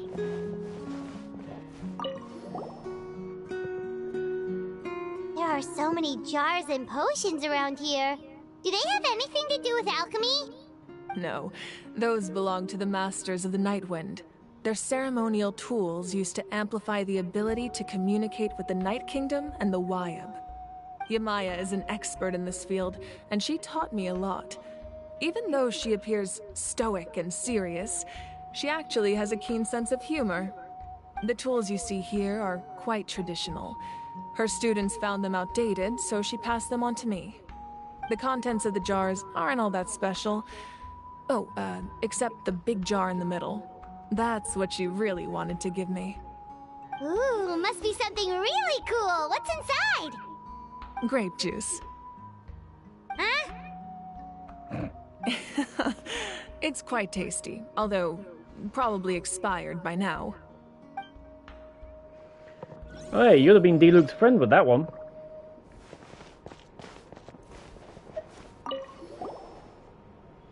Hey, there's a fishing rod here. It must have belonged to the people of the springs. That's right. It belongs to a legendary fisherman named Matavaru. I have his entire set of fishing equipment, actually. He and I met in a tavern. He told me about a particular kind of giant fish and his meticulous plan to catch it. In his eyes, I saw a hunger and a strong fighting spirit. To him, the sea was the battlefield upon which he staked his honor. So, did he do it? The next time I saw him, he was covered in scars. It turned out the fish he sought had been corroded by the abyss. He managed to kill the fish, but sustained a serious injury in the process, which meant he could never go deep-sea fishing again. Can a fisherman claim victory if he fails to bring back his catch?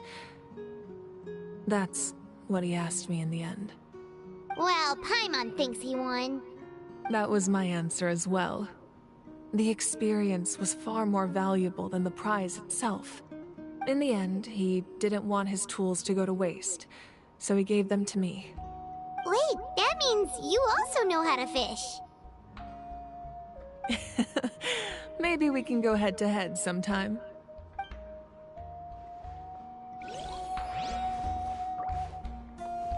Is it just the one item left? Talisman. Oh, don't stand on it. This is Atea's talisman. I'm sure you're familiar with this one already. Atea was rarely ever without it. The talisman brought her a lot of luck in battle. I think that's all of those. That's the jars. Talisman. Fishing. Belt. The weapon. The talking stick. Whoa, this weapon is huge! Which tribe did it belong to? Ah, that weapon belonged to Tenoch, a hero from 500 years ago. Strictly speaking, he didn't belong to any single tribe. That's because even before the disaster with the Abyss broke out, he had already been exiled. Exiled? It was a punishment imposed out of necessity, but he accepted it all the same. He believed it was what he deserved. When the Abyss attacked, the tribes found themselves in urgent need of a powerful figure to lead them into the battle, and there was no one more courageous or resolute than him. He united the 6 tribes and accomplished great feats throughout the war. Ultimately, he perished, and because he had already lost his ancient name, the Ode of Resurrection was unable to bring him back. And so, he was laid to rest, alongside the countless warriors and civilians who lost their lives, buried in the soil of his native land. Wow, he sounds like a true hero. Indeed, even now his story is told throughout the land.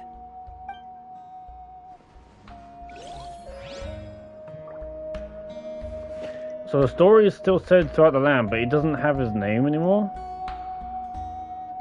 That's impressive. Don't mind if I check back here, do you? What's this picture? Oh, no, picture. Picture! Picture! Fucking... Hold on, I got this.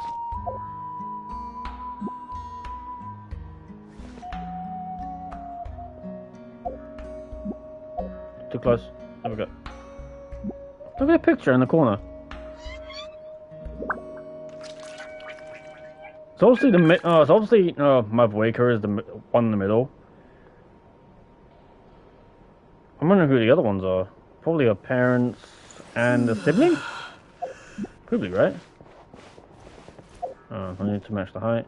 Oh yeah, I got the height.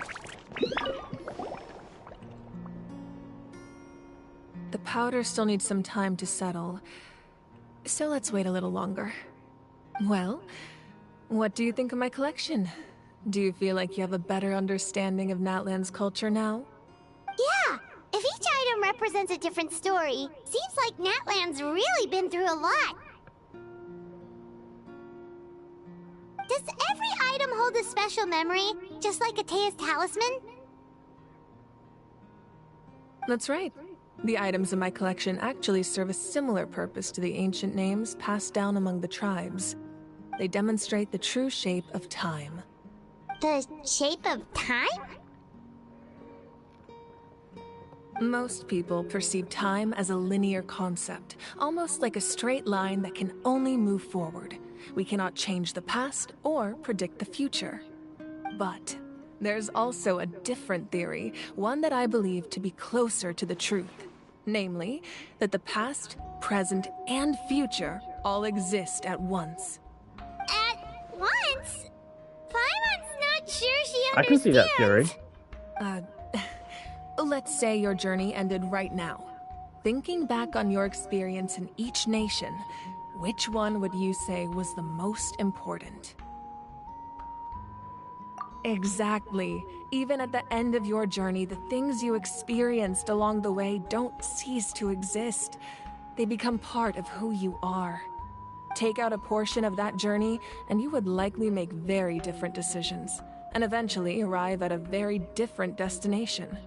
The future is the same way. It exists even though it has yet to come to pass. We just lack the means to perceive it. Of course, there are those with the power to foresee the future. They simply call it by a different name. Fate. You're quite familiar with that concept, I would imagine.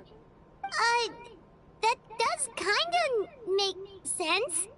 The future hasn't happened, but already exists. Humanity excels at living in the present, but too often we forget the past and neglect the future. Another way you could see it is that every second, you could even see it as a case of where we may not know what happens in future, but the future could literally be a matter of 5-10 minutes. Like, you could, like perception of the future could genuinely be just either minutes, maybe even seconds, depending on how lucky or unlucky that you are. The future becomes the present because that's how time works. Time does move forward, and the choices in the part that you made linger. That's why we have things say like guilt, grief, and regret, because there are choices or potential conditions that that gives us these emotions. It's things that have happened that still give us the emotions today, that still perceived within the future. So I can genuinely see Mavwaker's viewpoint on that. I can see it. While the pilgrimage and the Night Warden Wars lead us to a better future. Only by uniting the people of Natlan across countless eras can we fight back against an enemy as formidable as the Abyss. To come up with such a set of rules, the first Pyro Archon must have possessed a level of insight I can only imagine. That's correct. At first, he was a mortal man with no special power. After he ascended to the Divine Throne, he used it to borrow power from the heavens and establish the rules of Natlan. Namely, a framework through which ordinary people can ascend to Archonhood. By holding the pilgrimage, we're able to determine the strongest among us. And when that person ascends to the Divine Throne, their inner flame will awaken. In addition, the sacred flame will grant them significant knowledge and memory of this land. After all, that's how I came to know everything I just told you. So, it all comes down to the power of the Divine Throne and the rules. Wait, is that a family portrait? I was looking at that a moment ago. Yes. That's my mother, father, younger sister, and the little saurians we raised. I turned a piece of my dad's leather armor into a canvas and commissioned a famous artist to paint our likeness. Your sister is so cute! It looks like the two of you are really close. Paimon was having a hard time thinking of an Archon as an ordinary person, but seeing this portrait, it kind of makes sense now. It really doesn't look like there was anything special about you before. Oh, wait, is Paimon allowed to say that? A little late for that question, don't you think? Sorry! Paimon's so sorry! Paimon's mouth works faster than her brain sometimes! It's alright. I'd never get upset over something like that. No matter what others may say, my past is a precious part of my identity. I'm forever proud of the life I used to lead. Becoming the Archon doesn't mean you sever ties with your family. The position just comes with a lot of responsibilities, so it impacts how often you get to see them. My father made the most delicious stew, so my sister would often bring me a large pot of his cooking, and we would sit on a blanket and eat it together. One time, we didn't close the door securely, and the saurians we were raising ran into the room and knocked over the entire pot. My sister immediately burst into tears. The two troublemakers were going for the meat, but when they saw my sister's distress, they froze on the spot. I still remember the way they laid there, sulking like a pair of children, even after making such a mess. It was frustrating, but in the end, all I could do was comfort my sister and move on. Wow. Isn't that what being a family is all about? I think about that story a lot, actually. As the Archon, I made a vow to defend this nation, and experiences like that, they remind me exactly what I'm trying to protect. Well, what happened after that? This portrait looks pretty old. Your sister must be all grown up by now, right? I believe she ended up working as an architect and artist. She built many houses and crafted many beautiful works of art. Anyway, that's enough about me. Now that the powder is settled, we can begin. Ian-san, Mulani, Chaska, over here, please. Place the ancient name up there, and then we'll begin.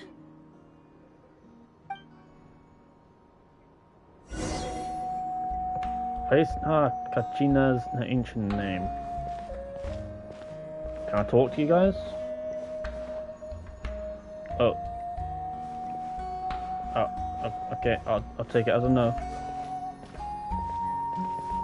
Can I walk in it? You can use me. I am your ticket. No? No? Not funny? Okay. Maybe not. Never mind. I tried. I tried being a vessel, but it didn't work. Surely as the echoes of life resound through heaven and earth, so too shall our stories remain eternal.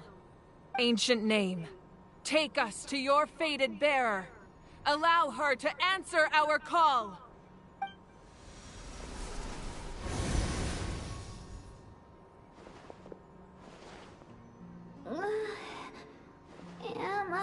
hallucinating again?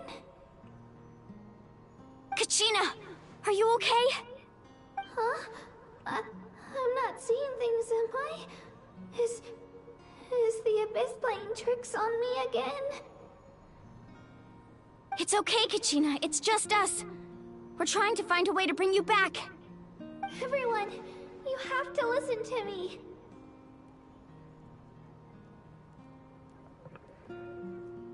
I've been investigating the Night Kingdom this entire time, and I figured out what's wrong. The Wyab is being affected by the Abyss. Oh, that's not I good. was waiting for the Wyab to send me back, but then this really strong monster came in and it almost killed me.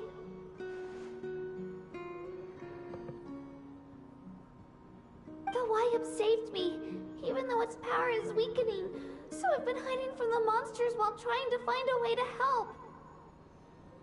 The Night Kingdom has become a huge mess, though. I keep hearing these awful sounds and seeing really horrible things. Don't listen to those sounds, Kachina. The Abyss is trying to strip you of your sanity.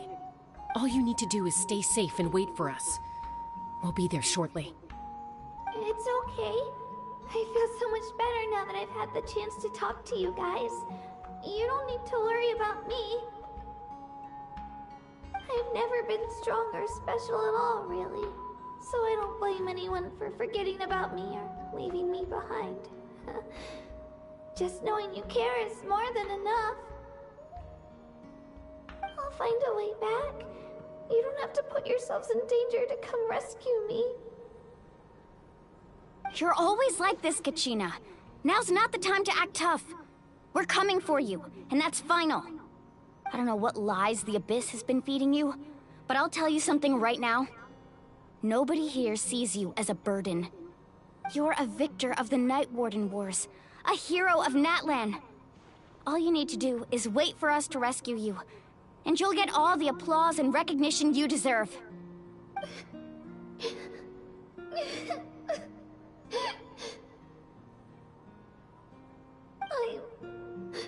I'm really scared. Everything's so dark and creepy here. And I want to go home. Still, I don't want you to put yourselves in danger because of me. I don't want to hold anyone back ever again. All you need to do is place your trust in us, just like you always have. No one fights alone. We're not leaving you behind. Not ever. Yeah, we're so close, we can't call it quits now! Thank you. Be careful. Looks like we've lost contact. Now comes the most dangerous part. You have to traverse the Night Kingdom in your physical form. This entrance to the Night Kingdom was left behind after an abyssal invasion. Even a brief amount of time inside could expose you to corrosion. I know. I'm prepared for that possibility. All right, then I wish you all the best. I'll tell Koichi to be ready just in case. She's very experienced in dealing with abyssal corruption. That face you just made. Don't tell me you two got into another argument. No, I just feel bad for creating more work for her. But I'll she go knows. with them too, Archon. The more people, the stronger the party. Thank you so much for your help, everyone. It really means a lot that you're willing to brave these dangers with me. There's no time to lose, so let's get going. Now that I've lost my power, I won't be able to provide much practical support. But I can still keep an eye on the situation from here. Eon-san, I know it's unlikely, but if you encounter a situation you can't handle... That won't happen. I hope not.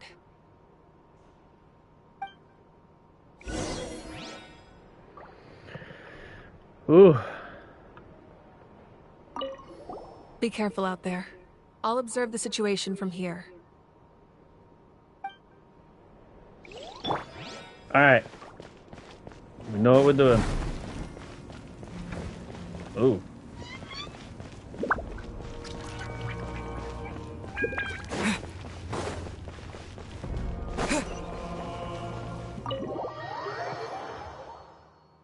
The underground ruins. Okay.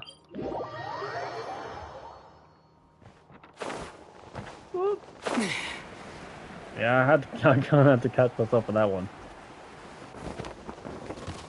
There we go. Alright. Oh god. Barbara!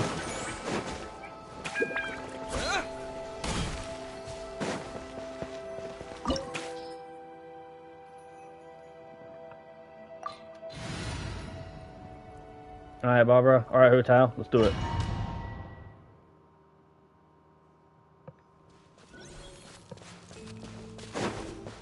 Good thing I have these two then. My random number generator has helped me.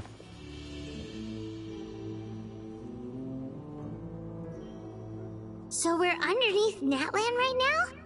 It looks nothing like Paimon was imagining. That's because in the distant past, Natlan was home to an incredibly advanced civilization ruled by dragons. Humans only established their own society after the fall of the dragons. So these are Saurian ruins? I think she means actual dragons. You mean like the elemental sovereigns? They had their own advanced civilization? Yes, a really long time ago. Very few records have survived until now, so no one really knows what the devices here are for.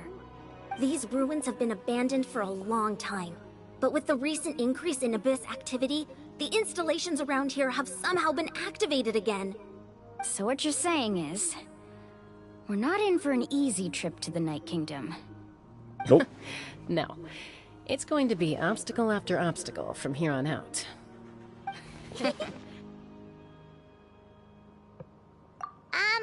Why are you all laughing like that? It's creeping Paimon out. It's the pre-adventure excitement kicking in, right guys? Let's do it. Of course. I'm eager to get started. Then let's go. We won't let anything stand in our way.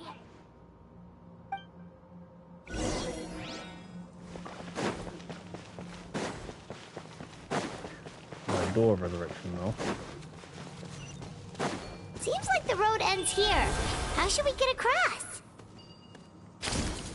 As a professional trainer, I think you could stand to build up your endurance, Paimon. Professional trainer? Paimon thought you were a warrior from the Collective of Plenty.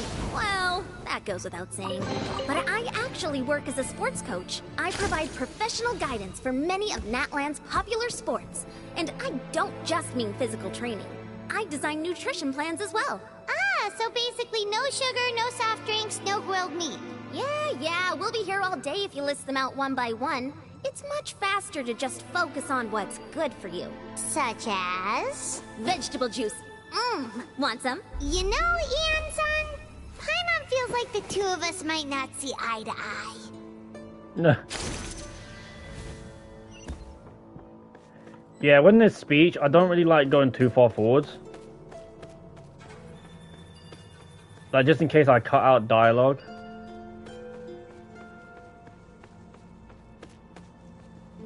Those guys look familiar. We've fought them before. Let's go.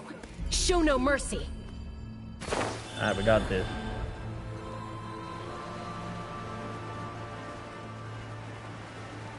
Geronimo! Coming at ya! Let the show begin.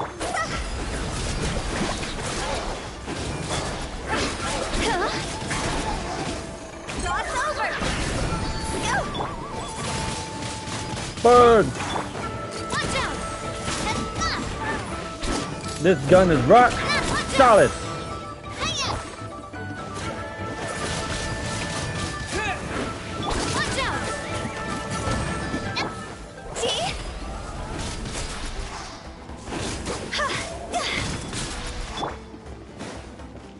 And yes, I am attempting Joe.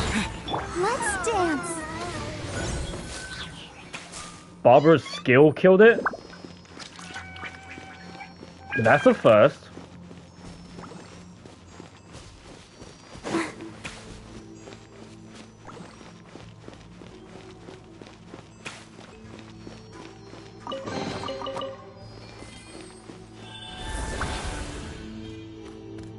Ooh.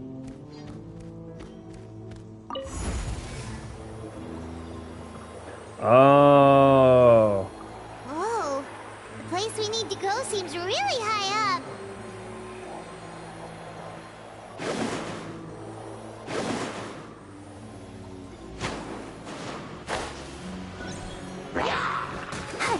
Let the show begin. Disappear! Oh, hello. Fire!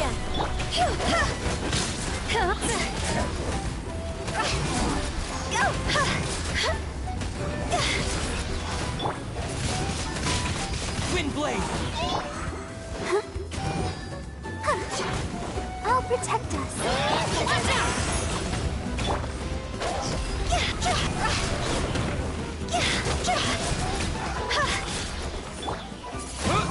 Coming at ya!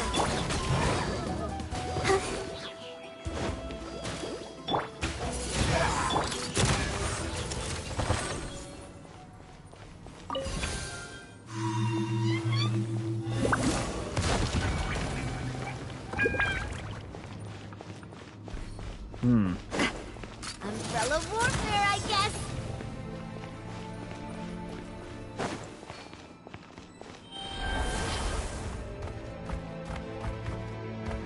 Yeah. Go.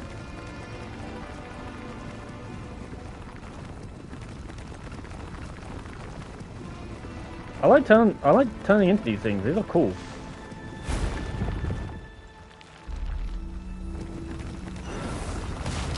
Whoop.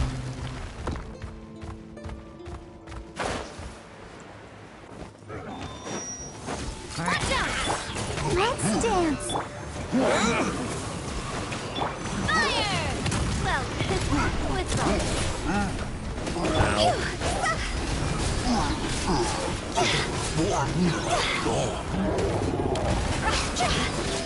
Don't mind me, coming through, fuck you. Hey there! Give me your leg right there. Bye. What time to be alive, no? A proper send-off from the Spina with love. Alright. Wind blade! I'll protect us. Go!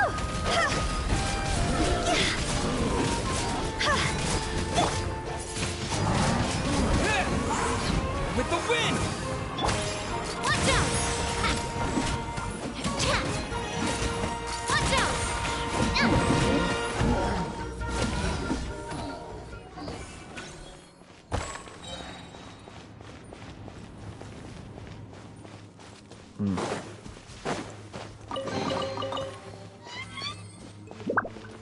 No, I got everything. The door of resurrection. I'm talking a lot more than I should.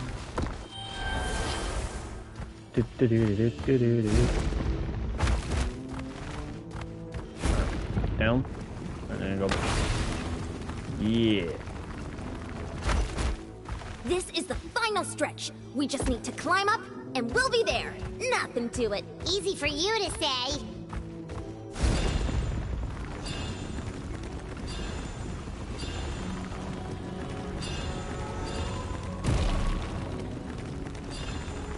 People were saying of how Leeware was basically the region to climb. Then you've got this, where it has you maneuver to a point where you got to change into creatures to help you climb. The one ripped open by the abyss. Yes. There's something in the depths of this place that feels familiar, yet also foreign. We actually have to go in there? Yes. Okay, Paimon just needs to psych herself up. Don't push her through before she's ready. How about I pull you in then?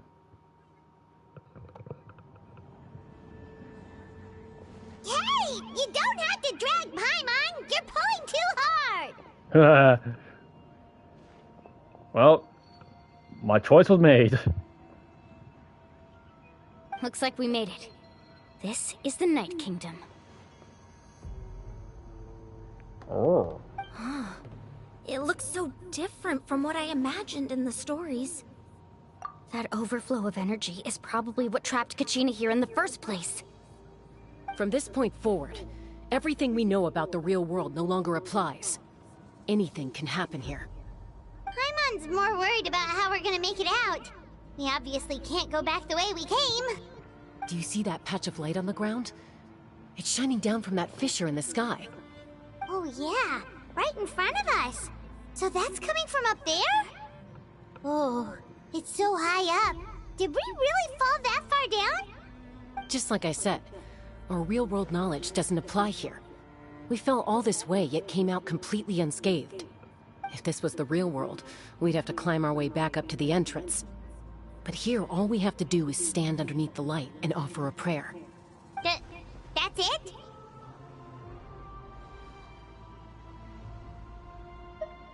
Don't try to run You away. really think that little of Paimon? That's not even why Paimon asked! So that means all we need to do is find Kachina and bring her to this location. Exactly. This light is streaming in from the real world. It's a link between the two realms. The terrain looks difficult to navigate, and the visibility's not great either. How are we supposed to find Kachina in these conditions? Yeah, these floating black things don't look super friendly either. Those are all manifestations of abyssal power. Be careful. Those are souls. A talking ghost! Calm down, I'm here to help. You're the ones who helped Vichama, right? Yes, I'm Vichama's friend, Malko. I was completely lost to this realm until I sensed a mysterious power calling out to me. It's like it was seeking me out, attempting to reassemble the pieces of who I used to be. Of course, it could only do so much. I'm sorry I can only appear before you in this imperfect form. No, we should be the ones apologizing. If the Spirit Speaker's stone hadn't become corrupted by the Abyss, we could have done much more. But we had to destroy it. Otherwise, Vichama and his tribe would have been in danger. Of course. Thank you for protecting him. I never imagined that, even after all these years, he'd still take such a risk for me. Under the power of the stone, it felt like our souls were connected. Turns out even our regrets were exactly the same. Whether in triumph or death, you want your best friend by your side. Exactly. That may not be in the cards for us, but it's not too late for you. You're looking for a young girl from the Children of Echoes, right? She's being chased by an embodiment of abyssal power. I'd like to help her while I'm still in this form, so follow me. Be careful. This place has been severely corroded by the Abyss. This is like a Paimon different didn't form of realize it them. had gotten this bad. It's like a seething volcano ready to engulf our world at any moment. Ouch! Quick, get back here. You can't go wandering off. Stick close to me. My power will be able to ward off attacks for the time being. C6 Barbara! C6 Barbara! Legend! We won't be able to keep this up. Let's try another route. This way.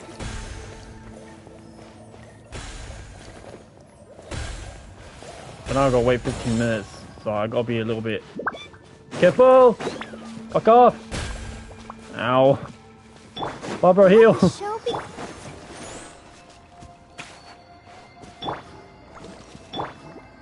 Not good. More monsters. We shouldn't waste our time on them. No, we shouldn't, but we kinda don't have much of a choice. Come on! We can do it!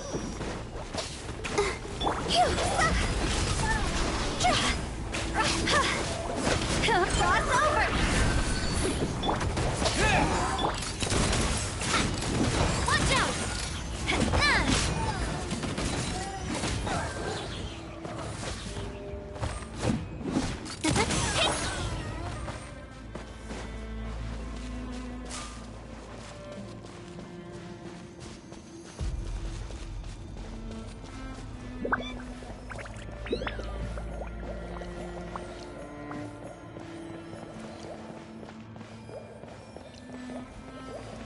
Another door of resurrection. Oh, Paimon can't see anything! It's easy to get lost here. Just stick close.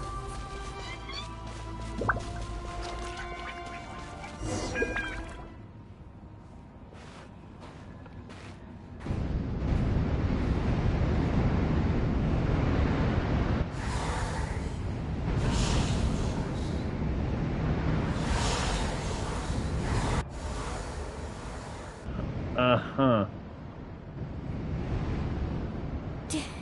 Did you hear that? What? Never mind. It was probably just my imagination. Don't scare Paimon like that! I heard it too. It was a voice from the abyss. What did it say? Doesn't matter.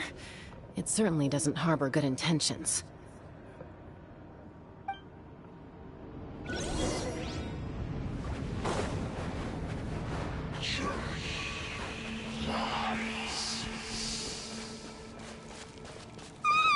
Paimon just heard it too! Let's keep going. Paimon wants to get out of this place!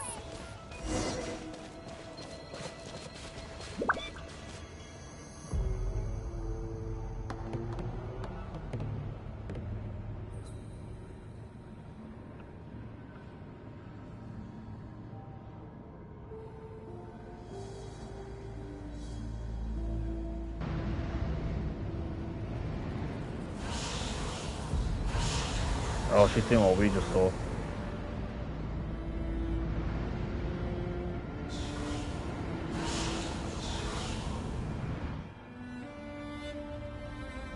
We're here, Kachina! Oh, honey, you made it! Looks like our reunion will have to wait until we take care of these monsters. Good idea. Let's go!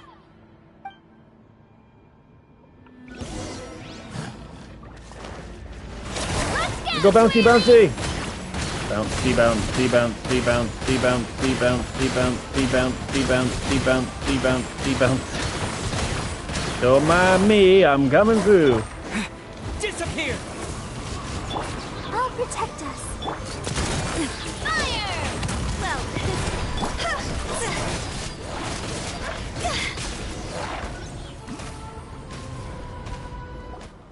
You're here. You're finally here!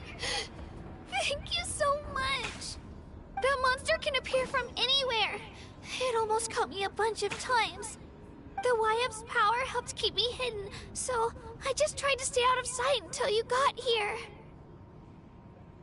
Had a girl. You did so well.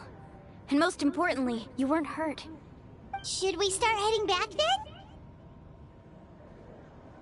Actually, I have a request. Will you come visit the Wyab with me? I can't exactly put it into words, but something's wrong with the Ode of Resurrection. And I know it has something to do with the contamination from the Abyss. That was the Pyro Archon's theory as well. Everything we've seen here certainly seems to back it up. In the Night Kingdom, there are 6 main totem poles representing the Wyab of each tribe.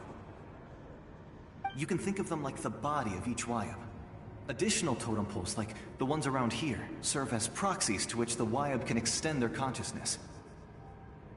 There are countless proxies scattered around the Night Kingdom. Through them, the Wyab can extend their consciousness over the entire realm and track down souls no matter where they roam. But if a proxy were to become severely contaminated, then a soul could become lost within the Night Kingdom. Judging by the current situation, I don't think we're dealing with just one contaminated proxy. Even if we could drive back the abyssal power from one of them, that probably wouldn't even put a dent in the problem. Still, we can't just leave the Wyab to suffer. It's protected me this whole time. I agree. We might even manage to draw out the monster that's been hunting Kachina. Getting rid of the monster might slow down the deterioration of the Night Kingdom.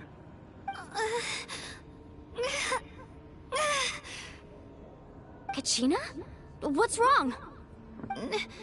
Nothing. Just a headache. And that voice again, telling me to abandon the Wayab and leave this place. Maybe we really should leave. Kachina's already been here for too long. No, I'm fine.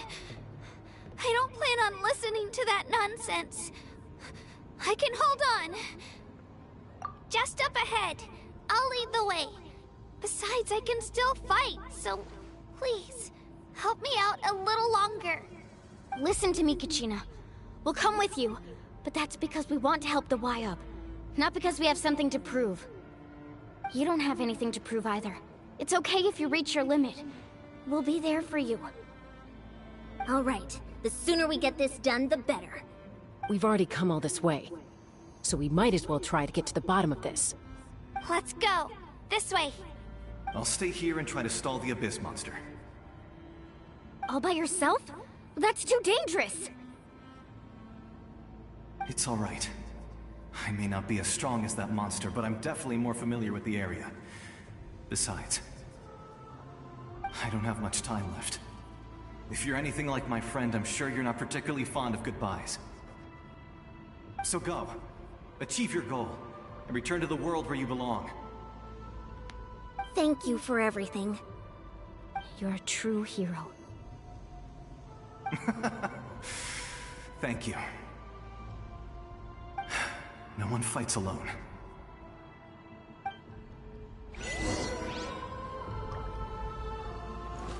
Does your head still hurt? Let me help you walk. I'm fine. You should know I'm made of stronger stuff than that. I mean, it does mean resilience for her, so, you know. Go, Barbara, go! Oh god, what are we gonna fight here? Are we gonna fight Lumine? Imagine at some point we got to fight. Imagine we got to fight the Abyssal sibling.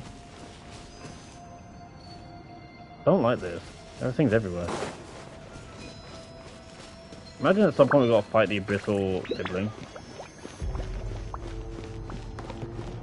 I think that'll be rather concerning, but interesting at the same time. Wayab? Wayab! I'm back! My friends and I are here to heal you. Wayab, can you hear me? Wayab?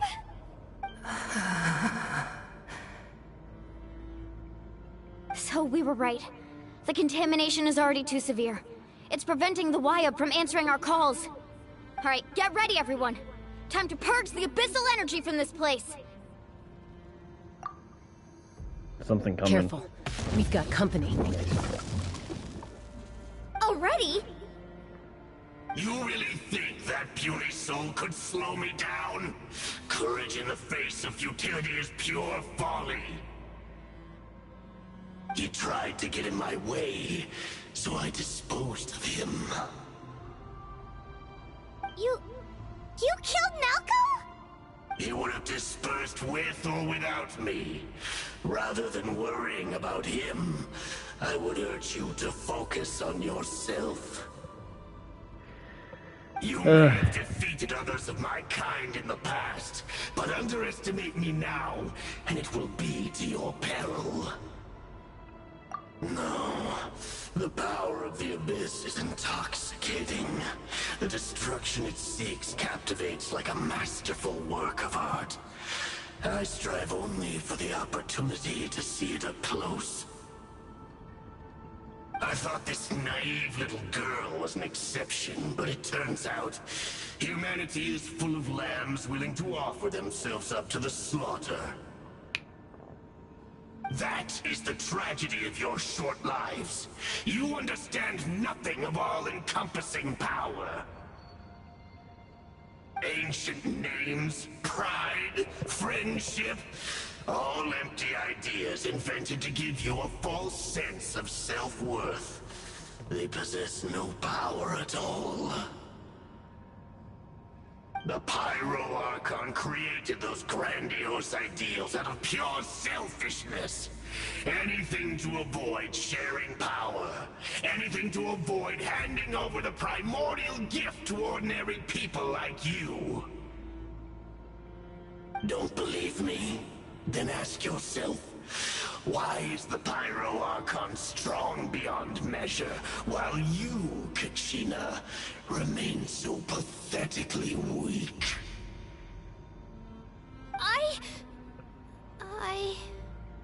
Kachina! Give me your hand. I mean, in fairness, she beat Morlani, and she's quite strong herself. Feel that? I'm right here next to you. Thanks, Moalani. You're right. I have nothing to fear. Because I'm not alone anymore.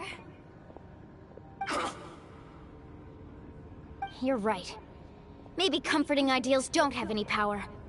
But you also couldn't be more wrong. You've never had to work for your own strength, so you will never understand the true source of our power. What? The courage we have to stand before you and not back down? It comes from our friendship. The power lies not in the ideal itself, but in our commitment to upholding that ideal, and in our decision to stand together and fight! Well said! Let's go, Kachina. It shouldn't take more than 2 of us to handle an enemy like this.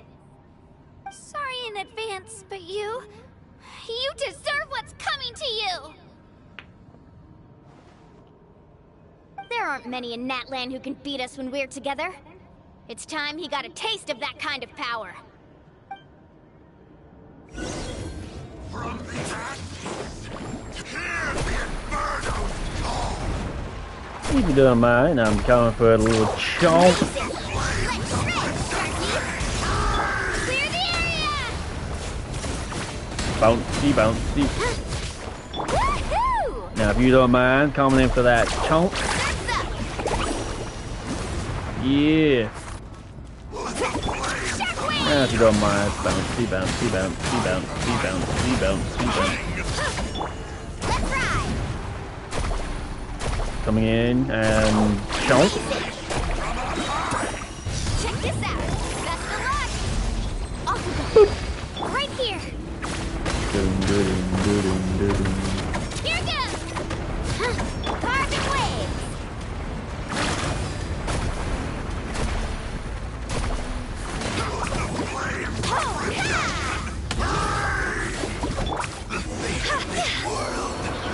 Oh. Well, that was simple. We actually won! Turns out he wasn't any stronger than the ones we fought in the past. That's what he gets for underestimating you two. Fantastic work, Kachina. Absolutely fantastic. This makes me so unbelievably happy. I'm happy too, Moalani. Together we really are unstoppable.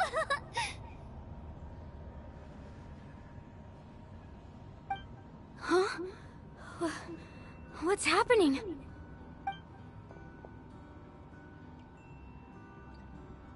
My ancient name is glowing? But I thought I didn't bring it with me. It's probably a projection from the real world. But that doesn't explain why it's glowing all of a sudden. Wait, does that mean you're...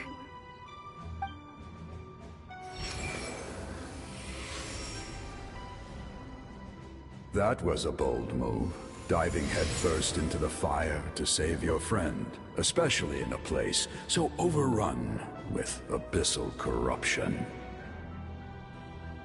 Still, seeing you pull it off was really something.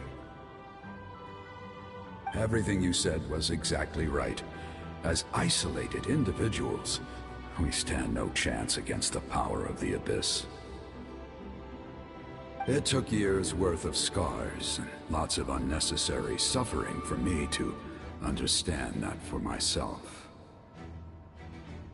The Pyro Archon's plan will unite us as one. Everyone has a part to play. Only then will we have the power to defeat the strongest of foes. Who are you? Tupac, a warrior from the people of the Springs. I fought against the Abyss during the invasion 500 years ago. I've heard that name before. You were the giant who saved all of Natlan. Since you were able to awaken my words from your ancient name, that means you have fully embodied the aspirations of the Wayub. Under the name Umoja, you shall unite the tribes and save Natlan from its impending doom. Me? As long as blood still runs through your veins, even the tiniest spark of steel against stone can ignite a flame. Its blaze will become one with our vision for Natlan. Even amid everlasting darkness, our bonds remain eternal.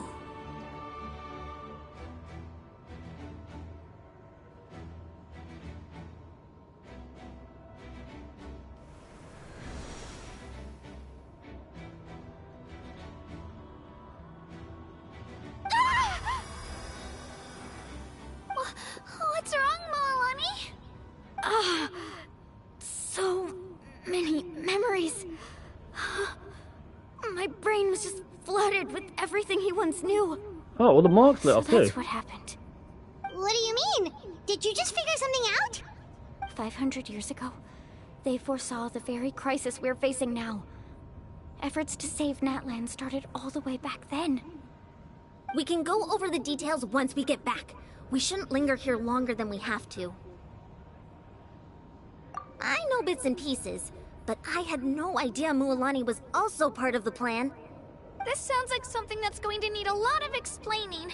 Let's focus on saving the Wayub first.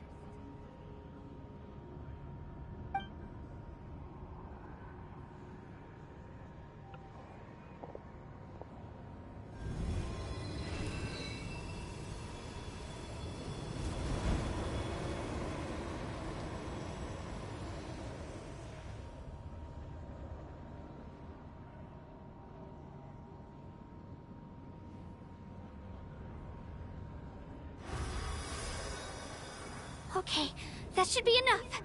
Wayub? Wayub? Can you hear me?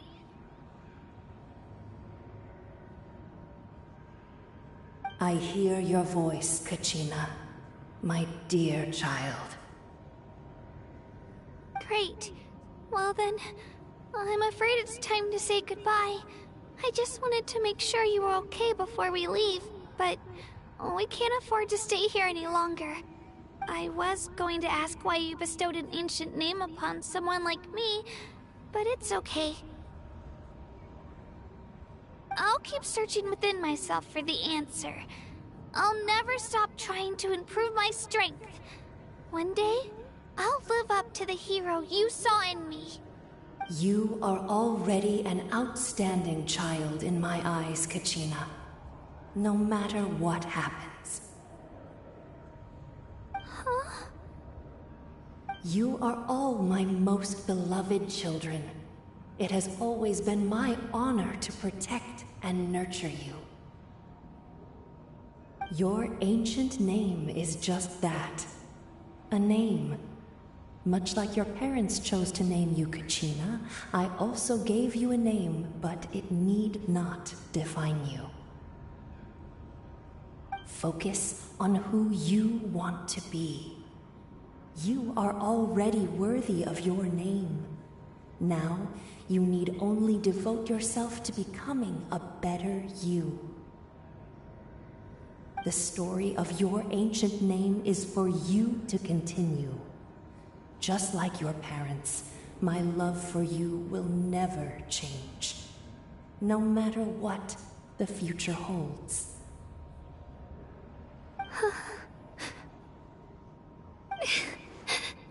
Thank you, Wayub. It gladdens me to see the Pyro Archon's plan move another step towards completion. But it is time for you to leave this place. The situation here is getting worse. Go now, my children. Save Natlan on behalf of all you hold dear. I know we've never met before, Wayub, but I just wanted to say thank you for encouraging Kachina. It was exactly what she needed to hear. Whoa! What's going on? An earthquake?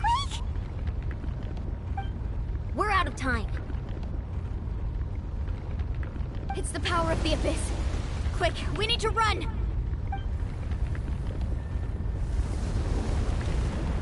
It's a Sealy! The Sealy opened the way for us!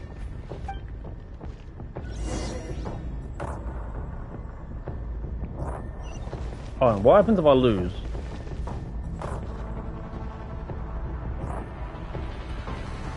What happens if I lose? Hold on.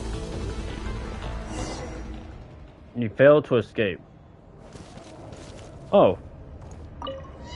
So it just restarts you? Whoa, what's going on? An earthquake? We're out of time. Oh, so just continue. It's the power of the abyss. Quick, we need to run!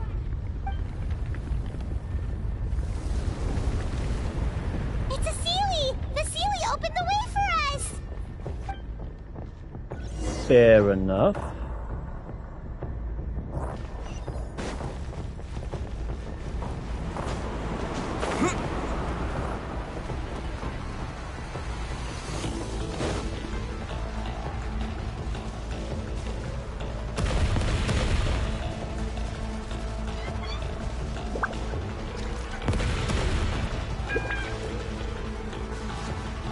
Don't know how to wait to tell myself to.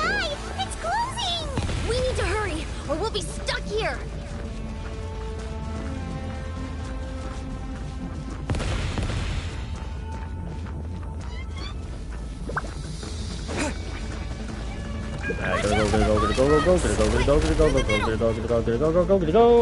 Go.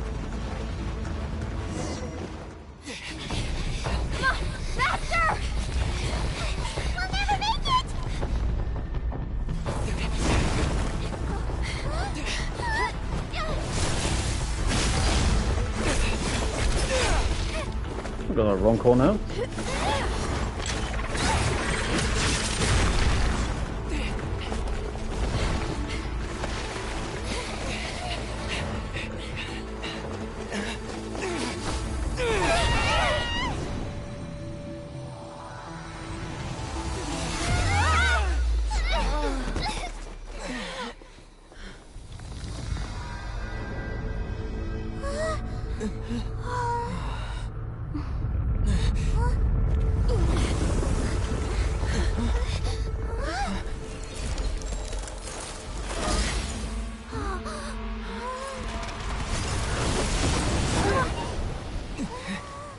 Yikes.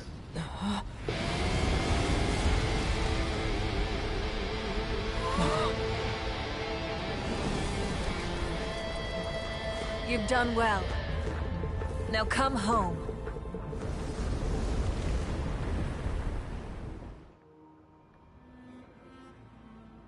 Good enough.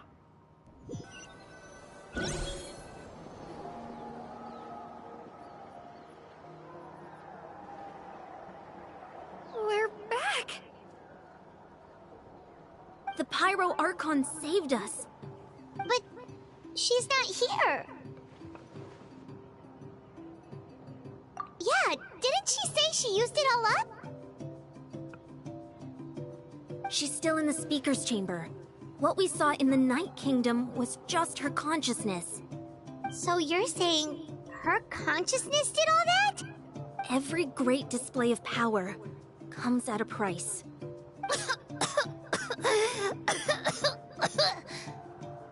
You must feel terrible, Kachina. Just hold on. We'll get you to a doctor soon. Let's get back to the stadium. The Pyro Archon said she'd have a doctor waiting for us. I recommend getting a full checkup, just to make sure no damage gets left behind. Paimon feels okay. What about you, Traveler? Right. You always seem to do pretty well against the Abyss. Let's get going. We need to share what we learned in the Night Kingdom as well. Right. The Wyatt mentioned something about the Pyro Archon's plan. What is it exactly? I'll let her explain everything. We're all a part of the plan now. Every move we make from here on out will decide Natlan's ultimate fate.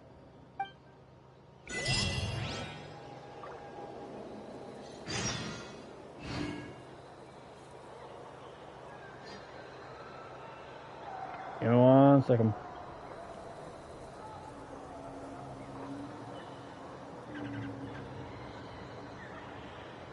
Alright, there's that. Sorry, I was making the thumbnail. Tits.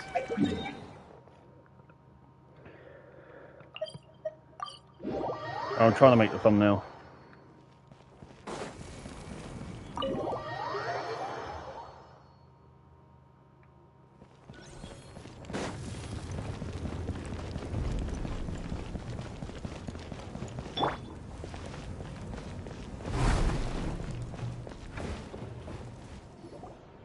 Huh.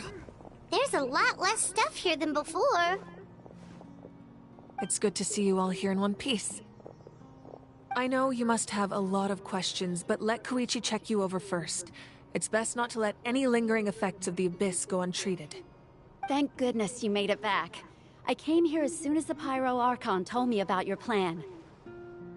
Take a seat, everybody. I'll examine you one by one.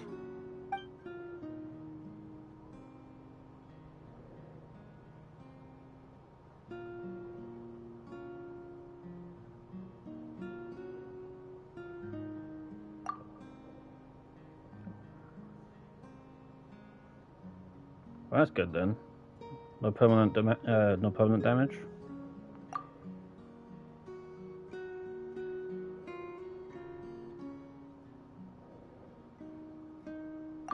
All right, that should do it for now. But just to be safe, I'll perform another checkup in a couple of days. I have to say, though, I've never seen anyone react to the Abyss like you, Traveler. It's like you're completely immune to its power. He always has been special like that. He can even purify its power. Wait, now that you mention it, Paimon doesn't think she's affected either.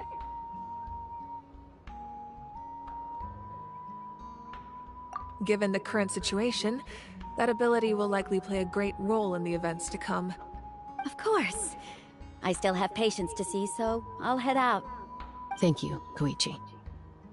All right, all right. We might not see eye to eye, but we both had good intentions. Just give it time. I'm sure we'll figure things out between us one day. Yeah.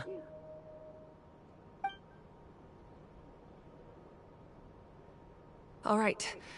There's so much to discuss, I don't even know where to begin. You've seen it for yourselves now. The devastation in the Night Kingdom. I'll get straight to the point. Just wanted to see how Natlan is on the doing. verge of destruction. It's very possible our nation has less than a year before total devastation. Huh? No. That can't be true, can it? That's right. Alright. But I've only ever disclosed that fact to the handful of people working with me to save this nation. Our looming destruction is not a recent development, but the inevitable conclusion of the disaster the Abyss initiated 500 years ago. Mualani told us a little bit about that. 500 years ago, all the nations of Teyvat were invaded by the Abyss. Unlike the other nations, Natlan never had stable and deep-rooted ley lines, so we suffered the worst of the invasion. The battle against the Abyss was exceedingly long and brutal. In the end, victory came at the cost of our civilization and countless lives.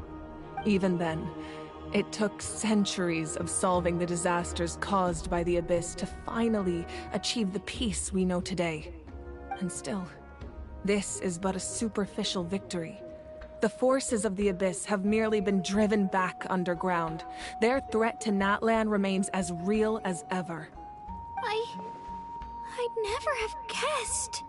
The problems plaguing the Night Kingdom are all the more complicated because that realm is essentially functioning as Natlan's ley lines. Immediately after the war, our calculations estimated that we would have a maximum of 500 years before the Night Kingdom was completely lost to the Abyss. But at that time, we were a nation of the destitute. Our people no longer believed in victory, nor did they hold hope for the future. Our civilization was dying, our faith crumbling, and the line of power passed down from the Wayab nearly severed. If we didn't bring the nation back together, it would be foolish to even dream of defeating the Abyss in the future. So, the Archon had a long and involved discussion with the heroes of each tribe, and finally came up with a 500-year-long plan to save Natlan. So that's what happened. After finding Kachina, I encountered a strange figure who gave me a series of new memories. Since the plan was mentioned in those memories, I guess I've been chosen to play an important role in it. But there's still something I don't understand. Those memories showed me the Pyro Archon from back then. And it was you. Huh? But that doesn't make any sense! The Pyro Archon is supposed to be human. It's impossible for a human to live that long. That's right. The hardest thing for humans to overcome has always been time. Or rather, the natural limitations of our lifespan. A god can extend a human's life by using a certain amount of divine power, or subjecting them to a curse. But, as we all know, Natlan doesn't have gods like that. We can only rely on our own methods. A human life is like a flame destined to be extinguished. 500 years ago, I placed my life within the sacred flame. Only by dying before my time could I have the chance to wake up again. So, in other words, this is your second life? For me, I'm doing alright. Around 50 minutes into the first stream. Well, enjoy the story. Enjoy the story. I mean, you've still got the rest of yours to do, but enjoy the story. You still have plenty to go, and I'm sure that I am likely to actually do more Genshin streams based on that than alone. So I guess we'll see. Yes.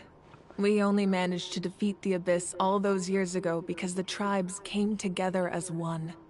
If the Natlan of the future was to have a fighting chance, the Pyro Archons that came after the war had to rebuild the decimated tribes.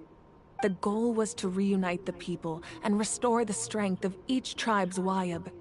Once a tribe was back to its full strength, the tribe's Wayab would select a hero, indicating the tribe was once again ready for war. The Chosen would then stand by my side in defense of our nation, just like great heroes of old, 500 years ago. So that means I'm one of the Chosen? That's right.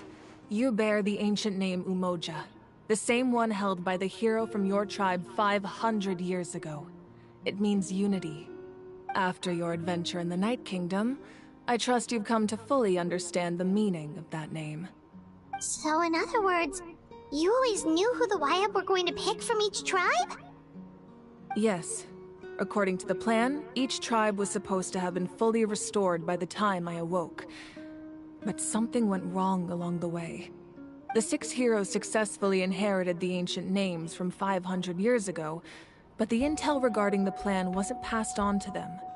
Once again, it comes down to the deterioration of the Night Kingdom. Communication between the Sacred Flame and the Wayab has been blocked. Just like how the Ode of Resurrection failed to bring Kachina back. Exactly.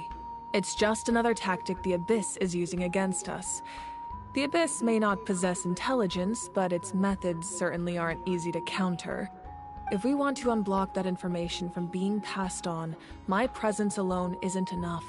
The ancient name-bearer must establish a greater connection to their name. So, I've tried my best to help them from the sidelines. Currently, Shilonin of the Children of Echoes, Kinich of the Scions of the Canopy, and Iansan of the Collective of Plenty have all been acknowledged by their names. During your adventure, you too earned the acknowledgement of your Wayab, Mualani. In the process, you gained the memories stored within your name. Well, we have less than a year! Yes, but we have no choice. We cannot start the plan until all the heroes have been gathered. That's also why I haven't been able to take action despite the urgency of the situation. But if you knew this whole time, why didn't you just tell me about my role in all this? Wouldn't that make everything go a lot faster? Not Perhaps, exactly. but the opposite could also be true. Knowing your destiny too early could mean failing to realize your full potential. Just like your determination to save Kachina, I hope your commitment to this endeavor comes from your own strength of will, rather than a sense of obligation.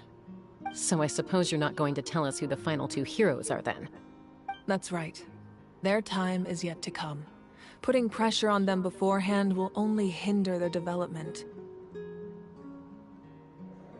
I can only trust in the judgment of the Wyab. I have never believed I could solve this crisis alone. In fact, it was precisely because I chose to trust and rely on others that we managed to get this far. Natlan's salvation lies not in its archon or any singular individual, but in us all. You're quite perceptive, aren't you? I thought I might get away with avoiding the topic. Huh? Oh, right! All the stuff you stored here before, where did it all go? Even though I sacrificed my power, I still needed a contingency plan to ensure you would make it back from the Night Kingdom. After all, I was the one who allowed you to take that risk, and Mualani has an important role to play in my plan. In addition to their sentimental value, the items I stored here held a much more important purpose: fuel. Fuel? So back then, that's why you... Yes. The stories embodied by those items are certainly important, but there's an even more significant trait they all share. Every item belonged to a hero of Natlan. Over time, they became imbued with a certain amount of contending fire from being carried in battle. On their own, each item's power is limited, but together, their combined effect can prove quite useful in a dire situation. By burning those items, I was able to activate the contending fire stored within them to open the boundary between the two worlds. It was a rather crude approach, so all their power was depleted in an instant, as you can see.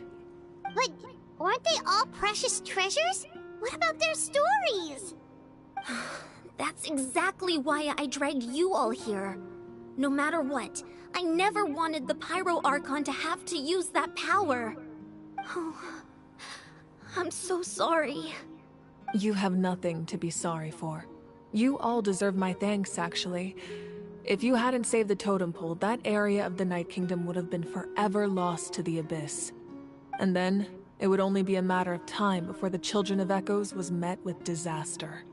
Besides, when those heroes entrusted their belongings to me, or the Pyro Archon of their time, it was out of a desire to contribute to Natlan's survival. If they knew those items helped save the present-day heroes of Natlan, they would not mourn their loss. Even when you put it that way, I still feel bad. There's no need. Remember what I told you about time? The people and the events of the past are never truly lost to us. We simply carry them with us in a different form. In that sense, we didn't lose anything at all. If you still have regrets, let them fuel your resolve in the battles to come. Your deeds will become new legends and nurture new forms of power just like the items once stored here. Well, we'd still like to return the favor. Well, if that's the case, just treat me to a drink sometime. Now that Kachina has returned, we can finally hold the victory feast and celebrate your team's triumph in the Night Warden Wars. And we could all use the rest, that's for sure. Plus, you'll be able to silence everyone who doubted you once and for all, Kachina. Still, now that I know the danger we're facing, having a victory feast doesn't feel right. Try not to let it get to you. It's important to stay calm. Worrying about it will only affect your judgment. All right. You should head out. I'll join you in a bit.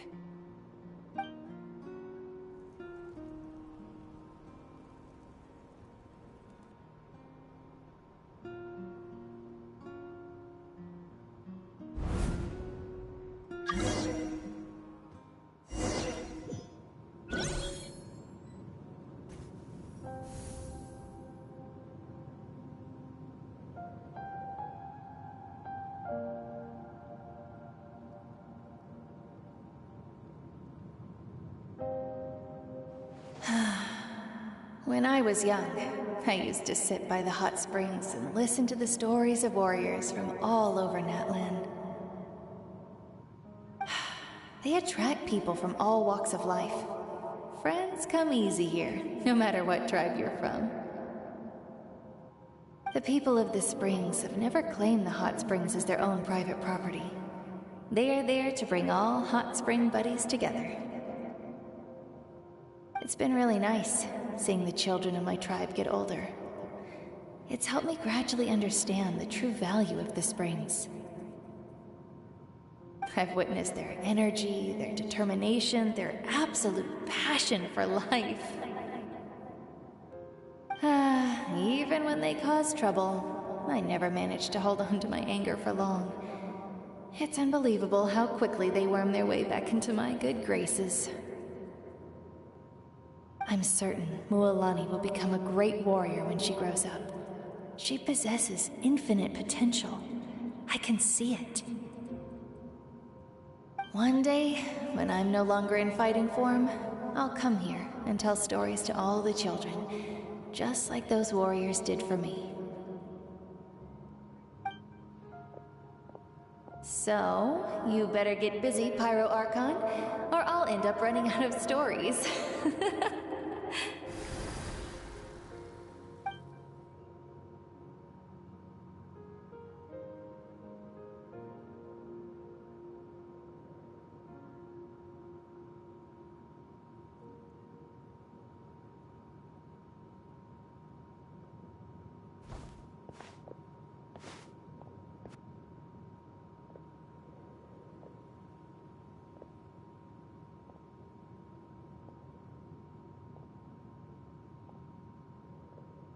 Our nation is engulfed in darkness. Our tribes stand divided, and yet you promise victory in the distant future. The Abyss is a cunning enemy, one that I faced in battle many times. Were that not the case, I would never understand exercising this degree of caution.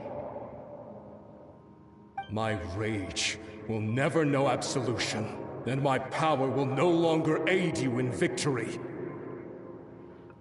But you came to me because you knew you could convince me with just a single sentence. I understand your choice. The heroes of today will forge the path ahead with blood and fire. Just remember to earn us the victory we are owed. Otherwise, rest assured, I'll find a way to collect the debt. For Natlan.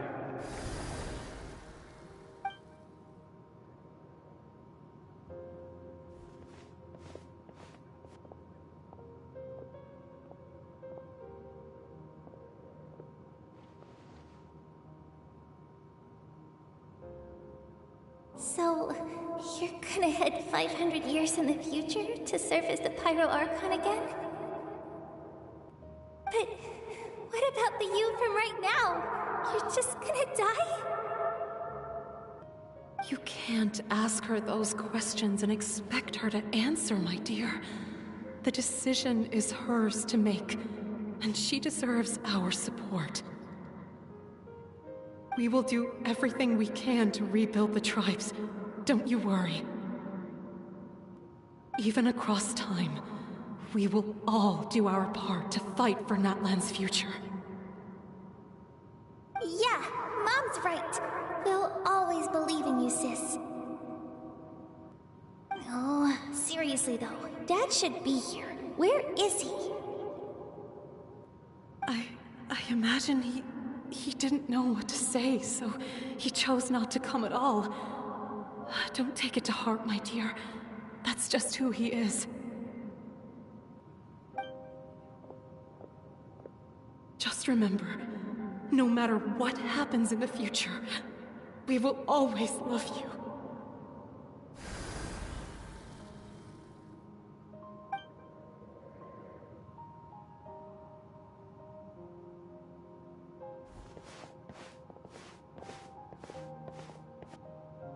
I'll come find you one day. I know I can't live that long, but I'll think of something. There has to be a way for us to meet again one day. If there's an answer out there somewhere, I'm gonna find it. So, don't forget about me.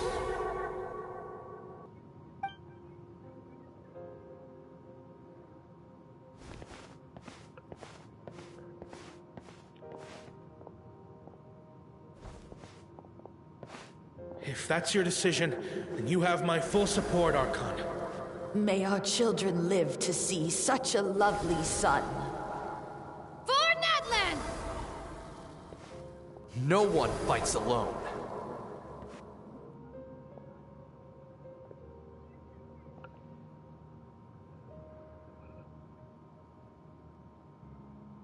The rules are my legacy.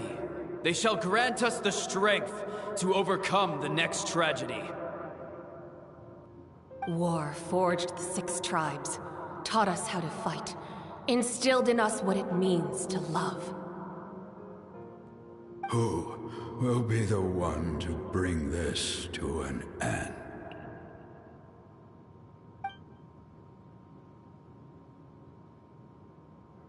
We are the inheritors of memory and legend.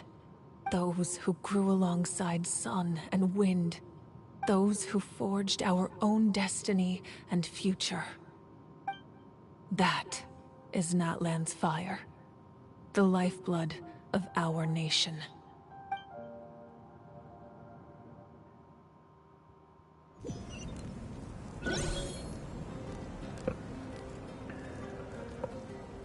Oh. Memory segments. Makes sense that she would miss her family though.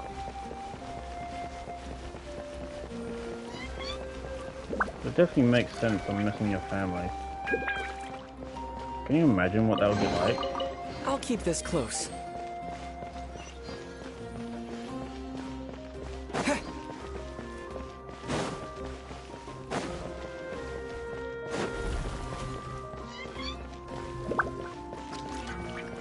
Like you got to do a duty, so you got and because of things that you're doing, you can't leave the family behind. Hey, Koichi! You here for the victory feast too? Oh, no. I knew Chaska would be here, so I just came to deliver some medicine. I was about to leave, actually. It's not that I don't want to celebrate Kachina and the others. I'm so glad she made it back. It's just... well, I'll make things awkward if I'm around my sister right now. Ah, well, you two had a fight, so Paimon can understand. She didn't cause any trouble during your trip, right? No, she was chill. Yeah, she was super helpful. She gave us a lot of useful information about the Abyss. That's good. That's all I needed to know. Is there a reason you asked? You were pretty outspoken when we first met, but now it's like you're holding something back. Maybe it seemed unreasonable, picking that fight with her before you left, but I did it for a reason. Her impulse to fight is extremely strong. Her mental strength helps her rein it in, but she still loses control sometimes. I had no idea what you might face in the Night Kingdom, so I didn't want to take any chances. So what you're saying is... You deliberately provoked her, so she take the impulse out of you. Okay, so maybe it sounds a little stupid, but it works pretty well. It helps her keep her cool for a little while, at least. Anyway, I'm just glad you were able to make it back safe and sound. That's all I wanted. But do you really have to go that far? Can't you just talk it out? No. No way. Chaska never opens up about her own pain, especially to her family. She can't learn about this, or it'll be even harder to help her. I appreciate the understanding, and don't worry. I'll find a way to help her ease this burden. Anyway, I need to get going. Enjoy the celebration. Oh, and if you ever need a doctor, you know who to find. Huh. Who would have thought there was a deeper reason behind their arguing? In the end, it's all the Abyss's fault. Paimon's had enough of them. I can imagine Issa has as well. I mean, he's seen his sister, what, maybe 2 times, 3 times, all in all? But once each year.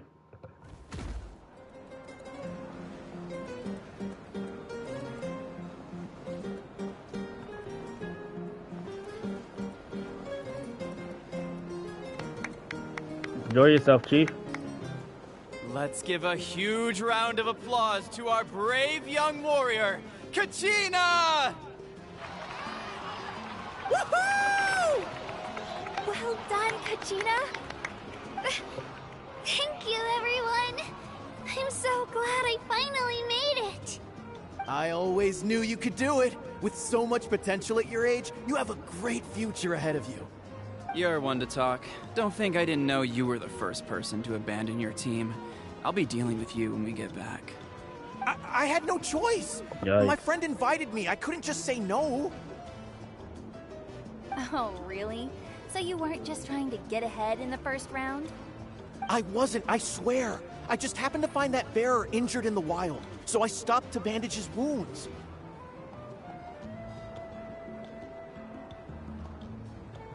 When he insisted on repaying the favor, what was I supposed to do? I'm just one person. I figured Kachina would have no trouble replacing me. But the fact of the matter is that after your departure, everyone else started thinking about swapping teams too. I'm really sorry, Kachina. It was wrong of us to abandon you like that. It's amazing that you still made it all the way through to the Night Warden Wars. That's the highest honor. So, what about you guys? Did you make it far? Our team captain drank too much the night before the competition and turned up late to the stadium on the day. We got disqualified. You knobbins.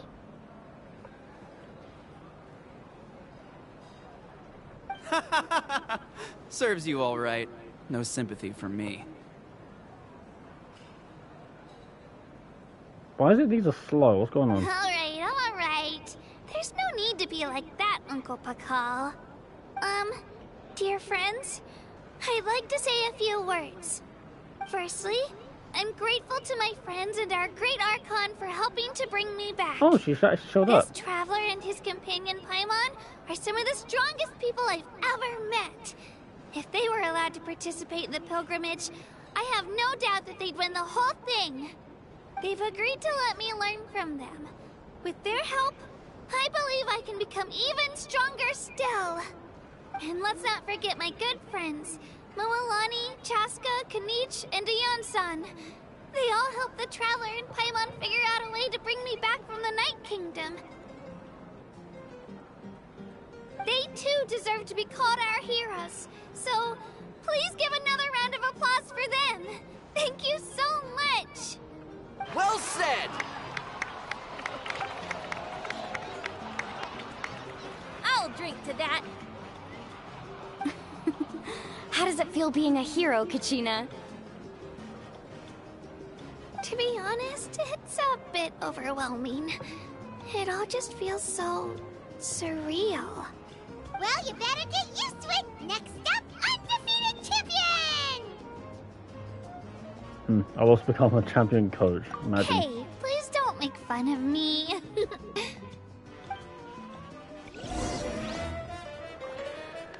Talk to Mabweka. Ooh. Oh yeah, I forgot. Whoops. Don't think I should have forgot that the pyro icon was around my shoulder. My apologies. I knew more than I let on.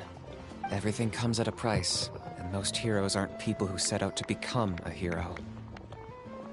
If you cling too tightly to your goal, you end up losing things that are far more precious.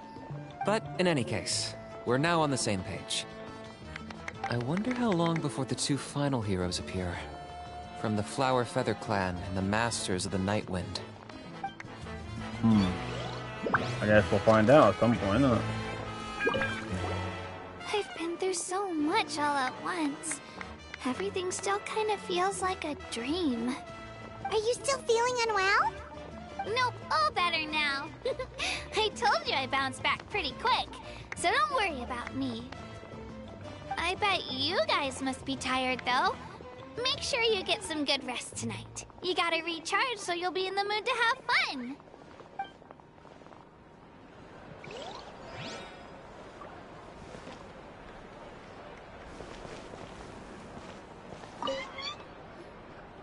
At previous victory feasts, you'd always find me in the crowd singing and dancing.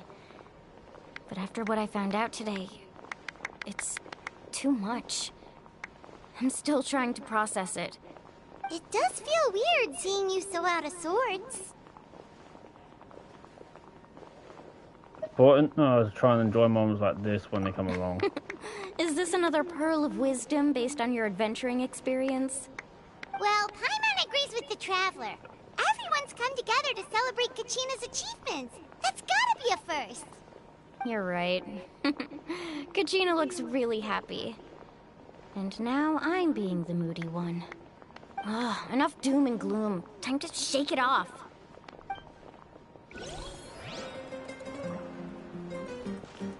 You got it.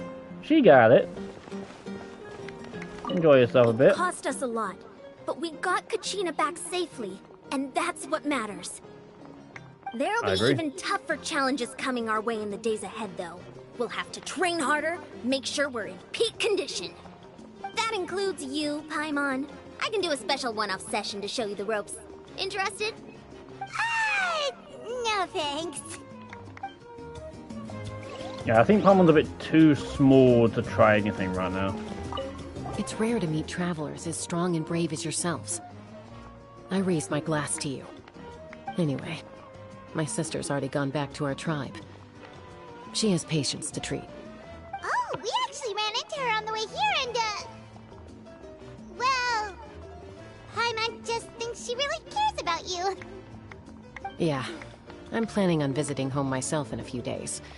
To tell her and the rest of the family that they need to be extra careful. I just hope they take it seriously. The Abyss has likely sensed your arrival in Natlan by now. So exercise caution on your adventures as well.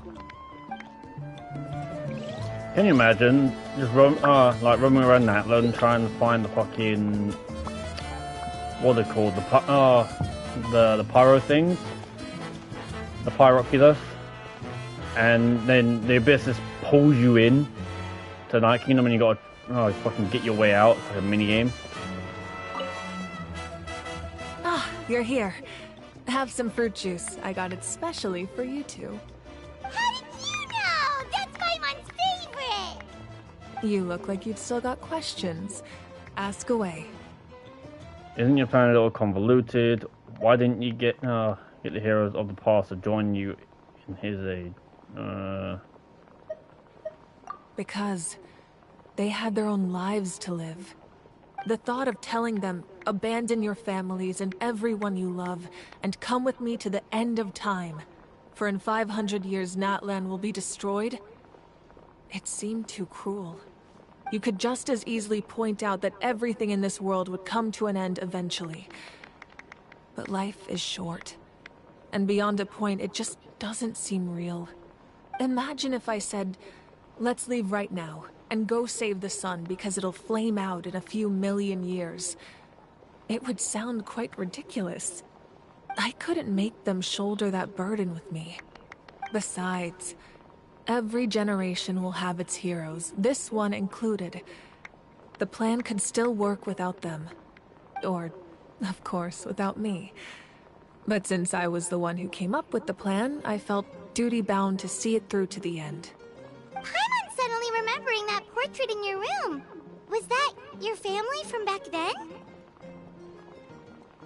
Yes, it was. So when you asked me who my sister grew up to be, the truth is that very little information survives. From what I've been able to piece together, I can conclude with a reasonable degree of confidence that she ended up as an architect and artist. She played an instrumental role in rebuilding the scions of the Canopy tribe, designing and building many houses. But of course, none of her buildings are around anymore. Still, it was an impressive achievement, and I'm very proud of her. You feel loss keenly. It seems to stir up feelings of regret in you. But this is something I have long since come to terms with. This is a war, and there can be no war without loss. I am already far more fortunate than those who lost their lives to the Abyss. The people of Natlan look to me as their archon, and the weight of their expectations is mine to bear. I must see our fate through to the very end, no matter what I may find there. Yeah, doesn't that mean the way everything ends has already been written, including your plan? I suppose, but so what? Don't forget, time takes many forms. The past, present, and future coexist, and all are equally important.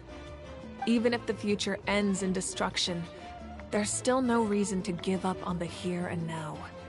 And it's precisely because we humans cannot know our fate that we will never give up on our struggle. This is a pivotal moment. We are still 2 heroes short. Well, 3 to be precise. There's one further hero who I'm hoping to get on my side, whatever it takes. Your resistance to the corrupting power of the Abyss is truly remarkable. It would easily make you an all-important figure in the upcoming battle. If you agree to join us, you will not only gain my full support in your journey, but I will also forge a brand new ancient name for you. Ancient names can be forged? They can. Several strict conditions must be met, but if they couldn't be forged at all, then the number of them in circulation would have long dwindled to 0. Possessing an ancient name would mean that your adventures in Natlan are recorded in full. Your stories would be remembered by our people for all the years to come. The Ode of Resurrection may have temporarily lost its power, but still, take this as my personal guarantee that I shall never let you fall. Just like in the Night Kingdom, I will be there for you. That is a promise I will fulfill at all costs. This nation always honors its heroes. You don't have to promise me anything, I just want to help people out. No, promise me nothing. Yeah, we can't just ignore the situation here. Wonderful. Then I'll reach out to Shilonen right away. She's the one who will forge the name. We've never forged an ancient name for an Outlander before, but I trust she'll find a way. And that is Act 2 done. My lord, we've received word that the Pyro Archon has lost much of her power. Oh no. Although your injury complicates things, this is most certainly the opportune time to seize the Gnosis. Victory and defeat are rules, not outcomes. I have never taken advantage of an opponent in a time of weakness, and I don't intend to start now. Oh, so he's honorable. As for you, I must confess, I did not expect that little trick of yours to save the day. No matter how dense the fog, as long as the sun remains, we cannot turn day into night. She could have dispelled it. She simply chose not to. You don't have much time, and you're injured on top of that. What do you plan to do next? I'm beginning to see just how useful you may turn out to be. You heard something from here, didn't you?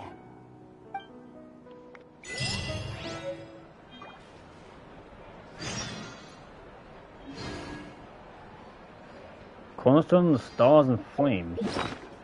Wait, what was that? Cornerstone. Wait. Cornerstones. What is that?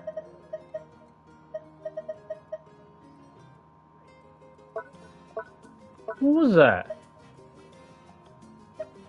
Cornerstone. Is it a weapon? No. What are you?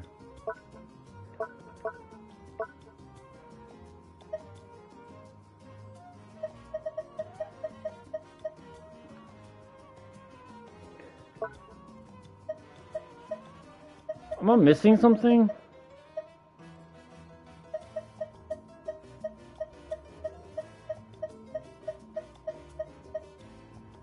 Hold up. I need to go back in the stream a little bit. Wait a minute. No, a bit more.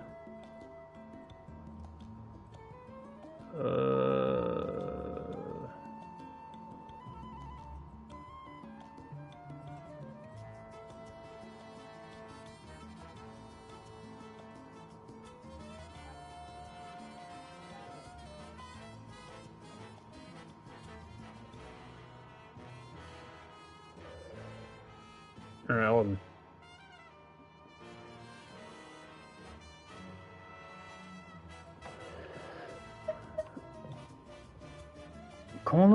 The cornerstone of the stars and flames. It looks like a vest.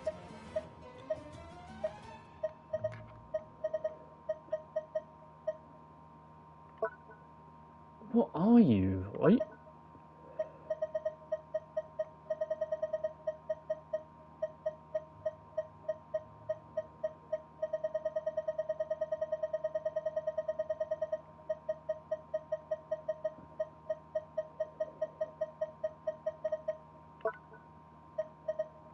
It's not a weapon.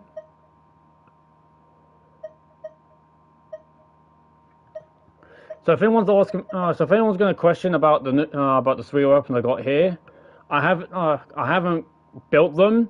They were part of an event that was during 4.8.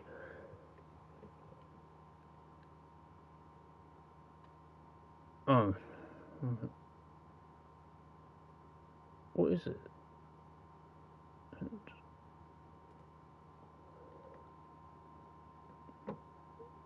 Fucking no, back.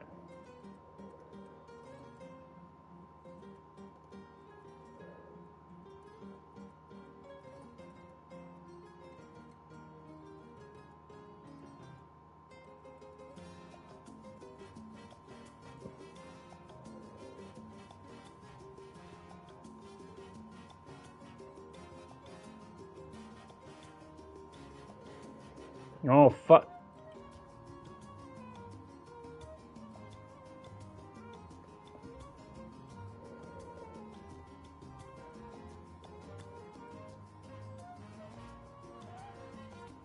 Right, so it's in this section. Took me a minute. There we go. Oh, it's a character level up material. Heroes ignite the sacred flame, illuminating the world. Yet eventually they shall rest. Alright, so now I can actually put it out to life. File, exit, full screen.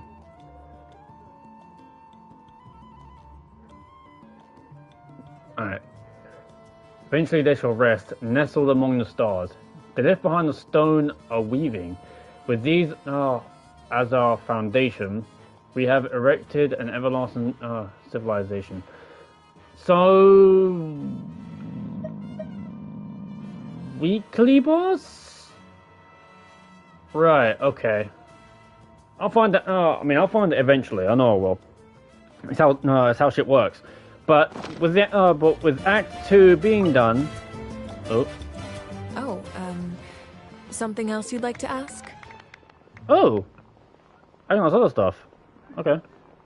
Well, our intel suggests he hasn't made any new movements yet. Although Kenichi's investigation helped us confirm that he's being aided by someone from the Masters of the Nightwind.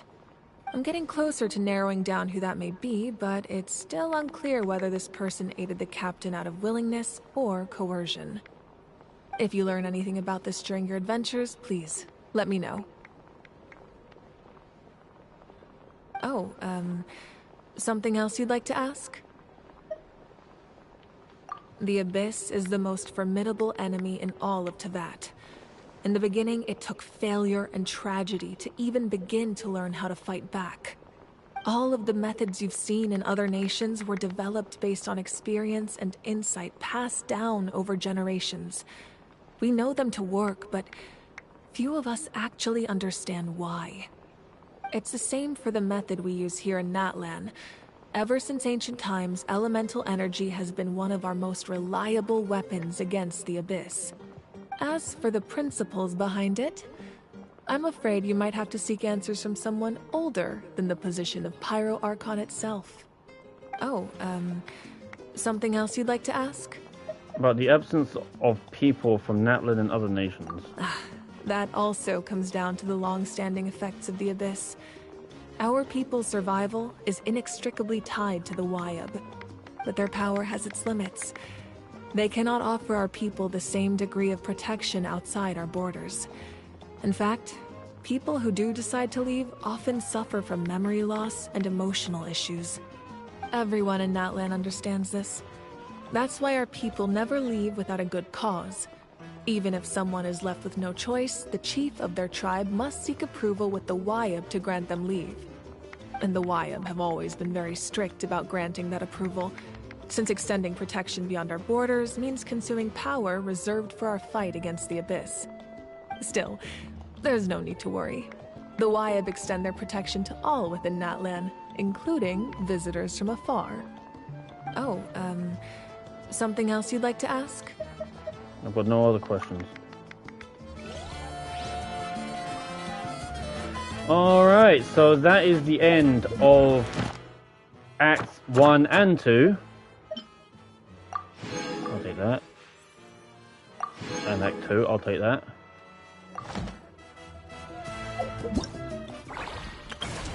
Turbo Twitty. I can join the team? Yes, you can.